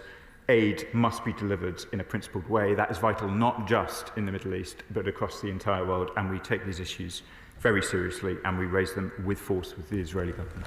Kirsty Blackman. In 10 years, in 20 years, in 50 years, none of us want to have to look back and say we could have done more.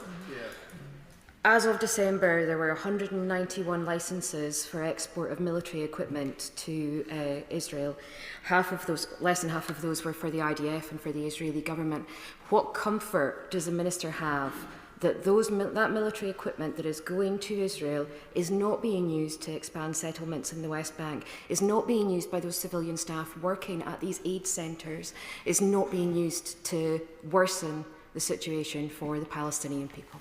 Minister. I thank my honourable friend for the important question. We take these issues very seriously. We have one of the toughest arms export licensing criteria and systems in the world. and we work very carefully to ensure that the words that I say and the Foreign Secretary and the Prime Minister say at this dispatch box are followed all the way through in every decision that we make. In some cases, it is absolutely obvious from the licence that they couldn't be used in the way that she describes. For example, components for a submarine can't be used in Gaza, but we do take enormous care over these questions. Bel Ribeiro Addy. Thank you, Madam Deputy Speaker. An honourable friend from the other place reminded me of a conversation that she overheard me having with my honourable friend, the member for Coventry South, would have been October 2023. Israel had begun bombing the civilian population in the Gaza Strip, and my honourable friend asked, when will they say something? And as I often do, I said the first thing that came to my mind, and that is when they level it to the ground. And I have to ask the Minister, is this the change that we are waiting for at this stage? Because I've previously asked what our red lines are, and it seems that we have none. History will not look kindly on those who perpetuate genocide or those who assist it. And whether it's through the sale of arms or sheer inaction, does the Minister accept that this is now us? Now, the member for North West Hampshire pointed to actions that we might take, and I have to ask, why are these actions not good enough for the people of Palestine, and how many more people have to die before we do something? My honourable friend asks me if I accept, I think the honourable lady said, this is us. I don't accept this is us. We are in a very serious disagreement with the Israeli government about the conduct of the conflict. That disagreement has been ongoing. It is strongly felt. Their policy in relation to Gaza and the West Bank is not the British government's policy. Not only have I condemned it, the Prime Minister and the Foreign Secretary have done so repeatedly. I hear the frustration of the House about further measures, but let us accept that the British and Israeli government disagree profoundly on this question, that the disagreement between us is deeply felt and British policy is as it is, not what the Netanyahu government is doing. Caroline Voden.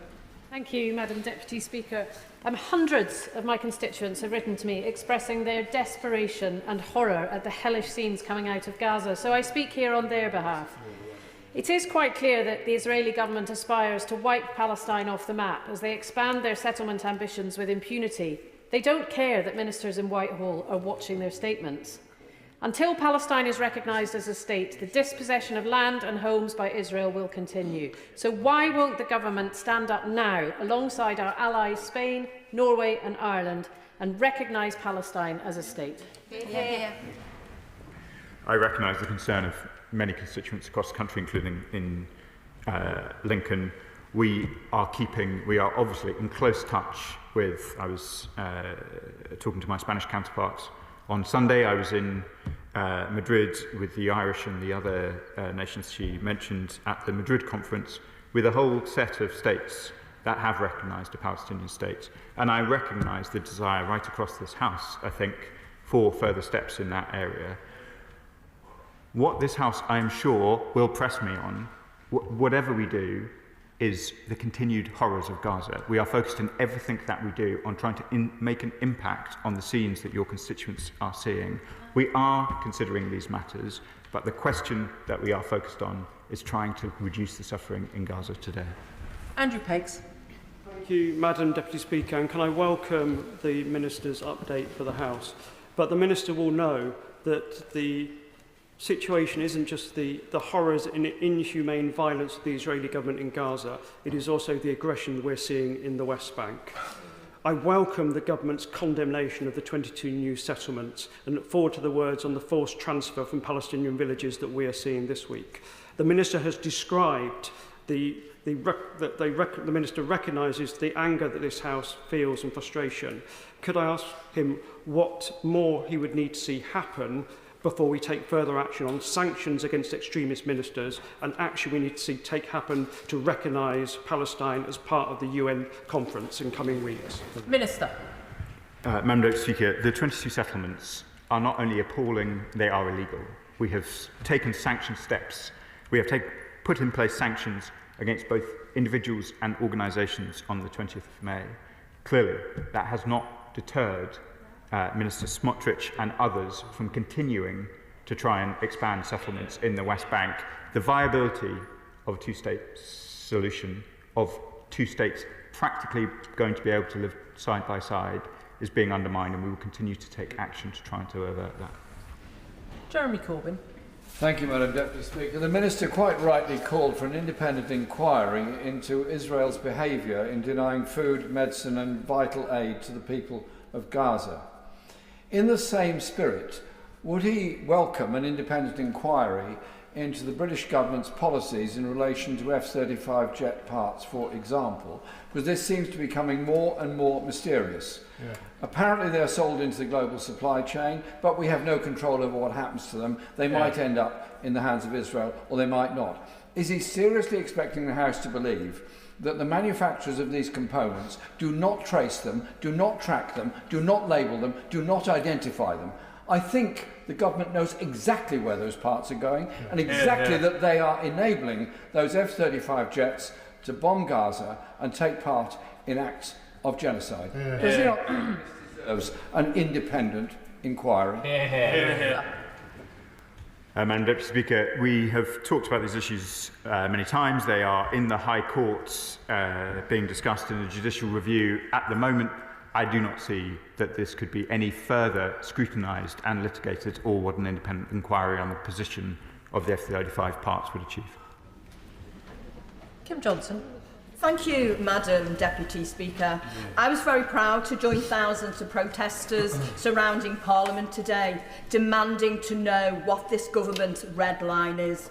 So, Minister, can you tell this House today Madam Deputy Speaker, can he tell this House what is his red line, and when will he stop arming Israel and stop F-35 bombers dropping bombs on schools and killing innocent children? Minister. Madam Deputy Speaker, I think I've addressed most of those substantive points already. We are clear in our position. We have set it out repeatedly, privately and publicly, and no doubt I will be back in this House shortly. Vicky Slade. Deputy Speaker, under the UK Strategic Export Licence criteria, licences are prohibited when there is a clear risk items would undermine peace and security, or under criteria 7, where the controlled items might be diverted for such uses. Can he confirm that export of all items, both with licences and those that sit outside the rules or have authorised exemptions, are being reviewed, so items like drones used for decoys and surveillance being used against civilians and aid convoys will fall under the restrictions, so these things do not go under the radar? Minister. Madam Deputy Speaker, I'm going to hesitate in my answer just because there were quite a few clauses in the question and I don't want to get it wrong. The effect of what I have said in Parliament binds all of our export licences. There is not an asterisk or a footnote that allows some way around. This is a full-reaching approach, which has been set out repeatedly in Parliament and is indeed being scrutinised by the Business Select Committee and indeed by the courts. There is no attempt to fudge the position here. It is as I have set out. Louise Hay. Can I recognise the Minister's personal dedication to this issue and his efforts in achieving a ceasefire? But it is impossible to conclude that this is anything less than a genocide. So on that basis, will he reflect the will of this House to the Foreign Secretary and to the Cabinet to impose immediately sanctions on Netanyahu and his genocidal regime? Minister. Madam Deputy Speaker, I know my honourable friend, my right honourable friend, is committed to these issues. Determinations of genocides are for a competent court. I can confirm, as I did to the Liberal Democrat colleague, that we are considering further targeted sanctions in line with the three leaders' statement of recent weeks. Ayub Khan. Madam Deputy Speaker, Dr Al-Najjar, along with 9 of his 10 children, were murdered when an Israeli bomb hit their home. All this happened whilst his wife, another doctor, served at Nasir Hospital. We all know and we've all seen the many thousands of men, women and children lined up in a cage for food, shot as if there's some sort of game, hunting game. We know also that the former President Biden's spokesman, Mr. Miller, said to Sky during an interview that there was war crimes. He had no doubt. But he did not say this even though he was aware of this when Biden was in power. Does the minister feel that he finds himself in the same position? Yeah. And if he does not, why does he not do what the thousands encircling this House of Parliament have done? Stop the arms to Israel. Minister. With respect, Madam Deputy Speaker, and I appreciate the Honourable Gentleman's commitment to these issues, it wasn't the badge or the protest that stopped the arms to Gaza, it was the Labour government.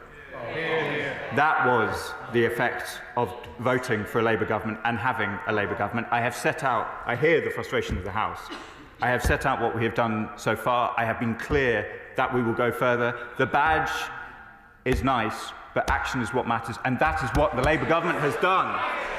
Alan Hayes. Thank you, Madam Deputy Speaker. The President of the International Committee of the Red Cross has described the situation in Gaza today as worse than hell on earth. But the Minister has come to this House today with a message that is exactly the same as it was 2 weeks ago.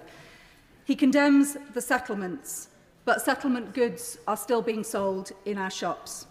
He supports a two-state solution, but he has not recognised a Palestinian state. He disagrees with the Israeli government, but he will not sanction their extremist ministers. It is clear that the government of Benjamin Netanyahu is not listening to the minister's words. In the context of the slaughter and starvation that we are seeing in Gaza, the government's position is frankly not good enough. When will there be further action?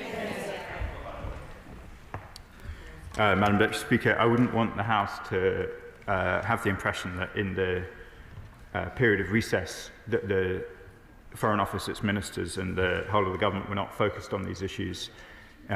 We made statements on Sunday. We are working closely with our partners.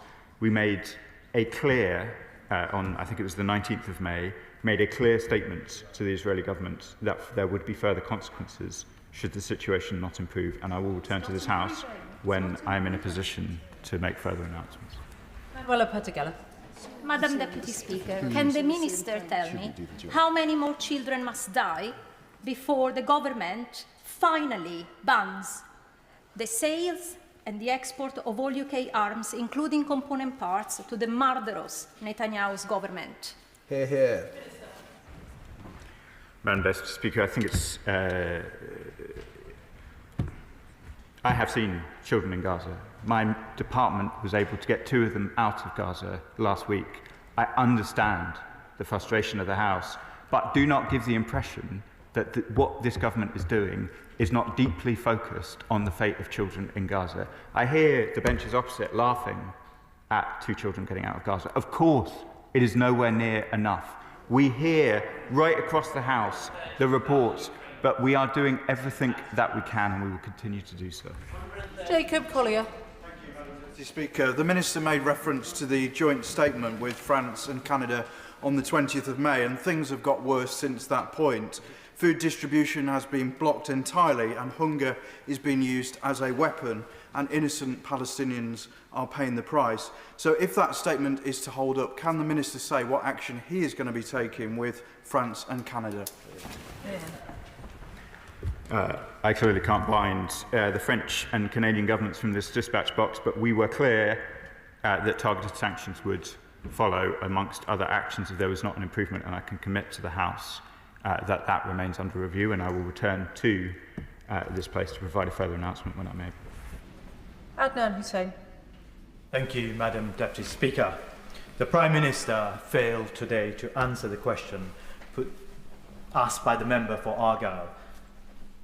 Does his government believe Israel is committing a genocide? Yes or no? It's a long-standing position. It's for a competent court to determine. Laura Kirksmith. you, Madam Deputy Speaker. The approach of the so-called Gaza Humanitarian Foundation flies in the face of every established principle of humane and effective aid delivery. As has become quickly apparent, the head of the organisation has resigned and at least 42 Palestinians have been killed for simply trying to feed their starving families. This is an affront on all of us, on basic principles of human dignity and respect. Does the Minister agree that there has to be full accountability for these atrocities? Yeah. My honourable friend was an aid worker. She understands better than most the vital importance of these principles, not just in the Middle East, but right across the world. And I join with her and the Secretary-General in her cause. Nadia Whittington. Madam Deputy Speaker, men, women and children in Gaza don't care that our government has profound disagreement with the Israeli government, and the Israeli government doesn't care either because they're continuing to act with impunity. It's quite simple. There is a genocide in Gaza being committed by the Israeli government. We are complicit in that genocide. We have the power to act, and we're not acting. What are we waiting for? Why have we not sanctioned Israel for its war crimes? Why have we not implemented a full arms embargo, including on F-35 fighter jet parts? Why have we not recognised the state of Palestine? We can do it because we did it for Ukraine. Why are we not treating Palestinian lives as equal? Good point. Yeah. I thank my honourable friends for the question. She mentioned Ukraine. Our actions have consequences. The F-35 programme, and I understand that the House may disagree about the position the government has set out about the global spares pool, but it is the strongly held view of this government, including the Ministry of Defence, that we cannot stop sales to the global spares pool without harming the defence of NATO allies. At a moment of critical vulnerability for European security, the government has to act responsibly across all of its interests. Where F-35 parts are going directly to Israel, they are suspended. But we want the F-35 programme to continue, not only for reasons of our own national security, but that of our allies, including Ukraine. Madam Deputy Speaker, the horrific historic tragedy of the Palestinian people, and particularly the people of Gaza, is that they're at the mercy of two sets of extremists. The extremists of Hamas, but also the extremists of this Israeli government. National Security Minister Ben-Gvir said giving aid to Gaza is, and I quote, a mistake that delays our victory. Finance Minister Smotrich said, we are liberating Gaza and settling it. The Minister talks about further steps. Surely now is the time for us to sanction those individuals in the Israeli government to prove that we do not endorse such extremism. Let me be clear from this dispatch box, we do not endorse such extremism. I won't speculate about sanctions from this dispatch box, but it has been clear in the leader's statement that should the situation not improve, targeted sanctions will be considered. Clive Betts. Thank you, Madam Speaker. I appreciate, as the Minister of State, my right honourable friend is limited in what he can say today from the dispatch box. But will he agree he will convey back to the Foreign Secretary and the Prime Minister the extreme disquiet and unease across the House and particularly on these benches about the current position the government's adopting, and say to the Prime Minister, please come back next week and update the government's position and tell us that more sanctions are going to be considered and a recognition of the Palestinian state is also now on the agenda and going to be forwarded. I thank my honourable friend for the question. The whole government, from the Prime Minister down, knows the extent of concern. I'm not sure that they necessarily watch all of these appearances, but don't be under any illusion that the whole government understands the strength of feeling in this House, in our constituencies, and right across the country about these issues. Shoba Khan. If this situation could not get any worse, we now have damning reports that Israeli fire is killing Palestinians trying to access aid at militarised distribution centres not sanctioned by the UN. It is a complete disregard for human life. Does the Minister agree that enough is enough and is now not the time to take immediate, stronger and further action against the Israeli government? I share my honourable friend's concern about events in the Rafah crossing and beyond. The scenes from Gaza are intolerable, and I will return to this House when I'm in a position to do so. Rachel Maskell. Thank you, Madam Deputy Speaker. It's clear that this House has no confidence in the government's handling of the F-35 programme. So can I ask the Minister this? What is to stop the government withdrawing from the programme and then selling bilaterally the parts to countries excluding Israel, ensuring that we are compliant with international humanitarian law and no component manufactured in the UK is being used to bomb innocent civilians in Gaza? Unilateral withdrawal from the F-35 programme would have the effect of fully suspending the programme at a time it is required for global peace and security. Zara Sultana. Thank you, Madam Deputy Speaker. It's a disgrace that the Foreign Secretary isn't here, but unsurprising. Madam Deputy Speaker, the majority of the British public support a full arms embargo on Israel, yet this Labour government has continued to supply arms exports, including components for lethal F-35 fighter jets, enabling genocide, and those are not used in Ukraine, so that needs to stop being said at the dispatch box. The government has also defended this indefensible policy in court, claiming it has seen no evidence of genocide. The evidence is overwhelming. We know it, the Minister knows it, the government knows it. So does the Minister understand that through the decisions he makes every single day, he is personally complicit in genocide? I'd like to address the point about F-35s not being used in Ukraine. The importance of the F-35 programme to Ukraine is that the deployment of F-35s allows a redeployment of F-15s, which are used in the defence of Ukraine. We cannot, convenient though it would be to the House, you cannot divide up defence and national security in that way. I am confident in what I say from the dispatch box. The F-35 programme helps protect Ukraine. Calvin Bailey.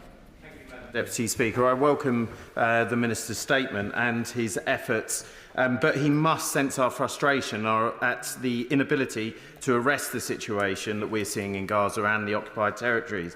In the past few days, we've seen 58 people killed and many more injured in and around the GHF aid distribution sites. And those of us that have participated in UN operations in the past know that this should have been foreseen. It confirms all of our fears about what happens when humanitarian principles are disregarded. And let's be clear that Israel is continually and deliberately undermining the institutions of international law, and we need to respond more strongly. Israel isn't listening. Please, when will my right honourable friend announce sanctions on Israel's extremist government? I want to thank my gallant friends who served in the RAF for a long time, as well as in the United Nations. These issues are desperate. We have taken, as he knows, actions against Israeli settlers, against extremists, and we've been clear if the Israeli government does not change course, there will be further measures, including targeted sanctions. Collins. Thank you, Madam Deputy Speaker. It's clear to us all that the actions of the Israeli government are morally abhorrent, and I welcome the further sanctions that the Minister announced, the Secretary of State announced 2 weeks ago. But, Madam Deputy Speaker, I plead with the Minister, we need to go further. We need to go further on sanctions. We need to consider trade measures. Like the Right Honourable Gentleman from Kenilworth and Southern, I too now believe it's time to recognise the Palestinian state. I was willing to accept the government's position on it, but I cannot any longer. Please, Madam Deputy Speaker, I beg the Minister to come back to this House extremely soon, tomorrow, next week, with further concrete measures. Madam Deputy Speaker, I heard the force of my honourable friend's intervention, and I recognise the feeling right across the House of the need to see the situation in Gaza change, and that is an urgency felt by the government. Andy MacDonald. Thank you, Madam Deputy Speaker. It is increasingly accepted that Israel's military operation in Gaza, having forcibly displaced and starved millions of Palestinians, having killed tens of thousands, amounts to a genocide. The latest feature of that is its aid distribution process, which today doesn't deliver aid. It is a dehumanising death trap that sees a child in a tent receiving treatment being shot in the head through the side of the tent. For the UK to end its condemnation of its complicity. It must pull all the levers to stop Israel's military action immediately. There needs to be a shift from condemnation and demands for Israel's compliance with international humanitarian law to a clear, unequivocal commitment that if Israel does not comply, that it will be forced to comply by whatever means. Will he make that commitment? My honourable friend has got a long commitment to these issues, and we were discussing them through the recess. Clearly, the situation in relation to aid in Gaza remains absolutely desperate. We condemn the scenes. We did so on Sunday. We have been clear in our views about the new aid mechanism, but let us not escape the fundamental position of the British government, which is we oppose this operation in Gaza. We are calling on all sides to return to a ceasefire. That is what we are working towards. Thank you, Madam Speaker. And I think that the Minister has heard today from colleagues right across this House the frustration that we've kind of heard and the contradictory things we've kind of heard today about from the Minister in response to questions, that there will be a change when there is a change, and there'll be new steps when there's new steps available, when there's this change. But in the same statement is outlining how Israel's newly introduced measures for aid delivery are inhumane, foster desperation and endanger civilians. Surely the actions of this week show that there is yet again another change, and now is the time for action and changing in our response. I don't think what I've said has been incoherent, Madam Deputy Speaker. On the 19th of May, we announced leader-level statements setting out our position. On the 20th of May, the Foreign Secretary came to the dispatch box to announce concrete new measures. I hear that the House would have liked me to come to this afternoon to announce further measures. We have been clear at the level of our Prime Minister, alongside our allies, both at 3 with France and Canada and with 26 partners, of the need for change. I hear from the House that they would like further measures announced this afternoon. I have committed to return when I'm in a position to do so. Final question, Richard Bergen. Thank you, Madam Deputy Speaker. I must take issue with the Minister when he said that it's people outside this place wearing badges and marches who aren't making a difference. What's the difference?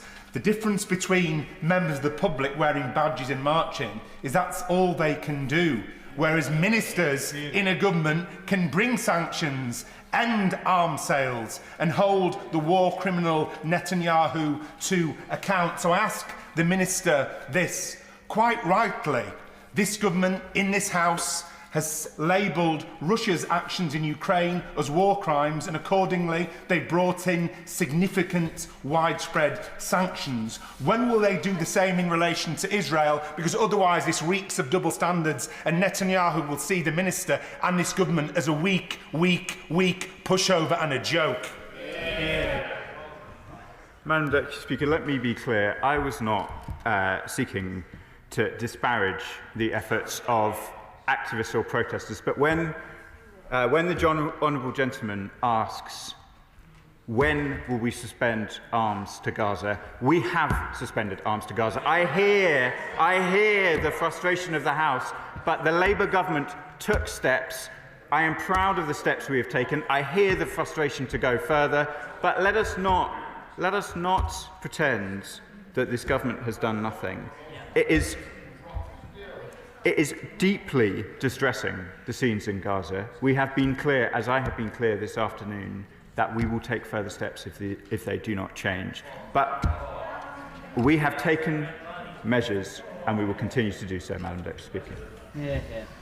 That is the end of the statement. It's been going on for about 90 minutes. Point of order, Kirsty Blackman. Thank you, Madam Deputy Speaker. We've had an hour and a half of questions. It is very, very unusual, Madam Deputy Speaker, for almost every member in this House to be speaking with one voice. I wonder if the Deputy Speaker could give me some guidance on where something is the preserve of the executive, where it is only the government that can take action, for example on international sanctions, for example on arms sales, for example on many of the discussions that we're talking about today in relation to Netanyahu or other ministers in the Israeli government. How can the members in this House who have spoken with one voice today have actual change made when it's not the responsibility of this House, it's the responsibility of the government, and they don't seem to be listening at the moment. The honourable member has most definitely put her point on the record, and the Treasury front benches will be listening. It is not a matter for the Chair, but there are many opportunities that the member can take up to put pressure on the government, and the Table Office can indeed advise on that. We're going to be moving on to the 10-minute rule motion. If there is going to be any movement on the front benches, this will be the time for people to be shuffling over. If people are leaving the chamber, they should leave very quietly and quickly indeed. Thank you.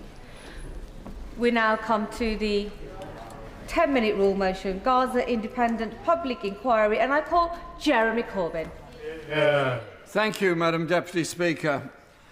I beg to move that leave be given to bring in a bill to make provision for establishing an independent public inquiry into UK involvement in Israeli military operations in Gaza, to require the inquiry to consider any UK military, economic or political cooperation with Israel since October 2023, including the sale, supply or use of weapons, surveillance aircraft and Royal Air Force bases, to provide the inquiry with the power to question ministers and officials about decisions taken in relation to UK involvement and for connected purposes. Madam Deputy Speaker, in the aftermath of the Iraq War, several attempts were made to establish an inquiry surrounding the conduct of British military operations. The government of the day spent many years resisting those attempts and those demands for an inquiry. However, they could not prevent the inevitable, and in 2016 we had the publication of the Chilcot Inquiry, which Sir John Chilcot had undertaken over several years.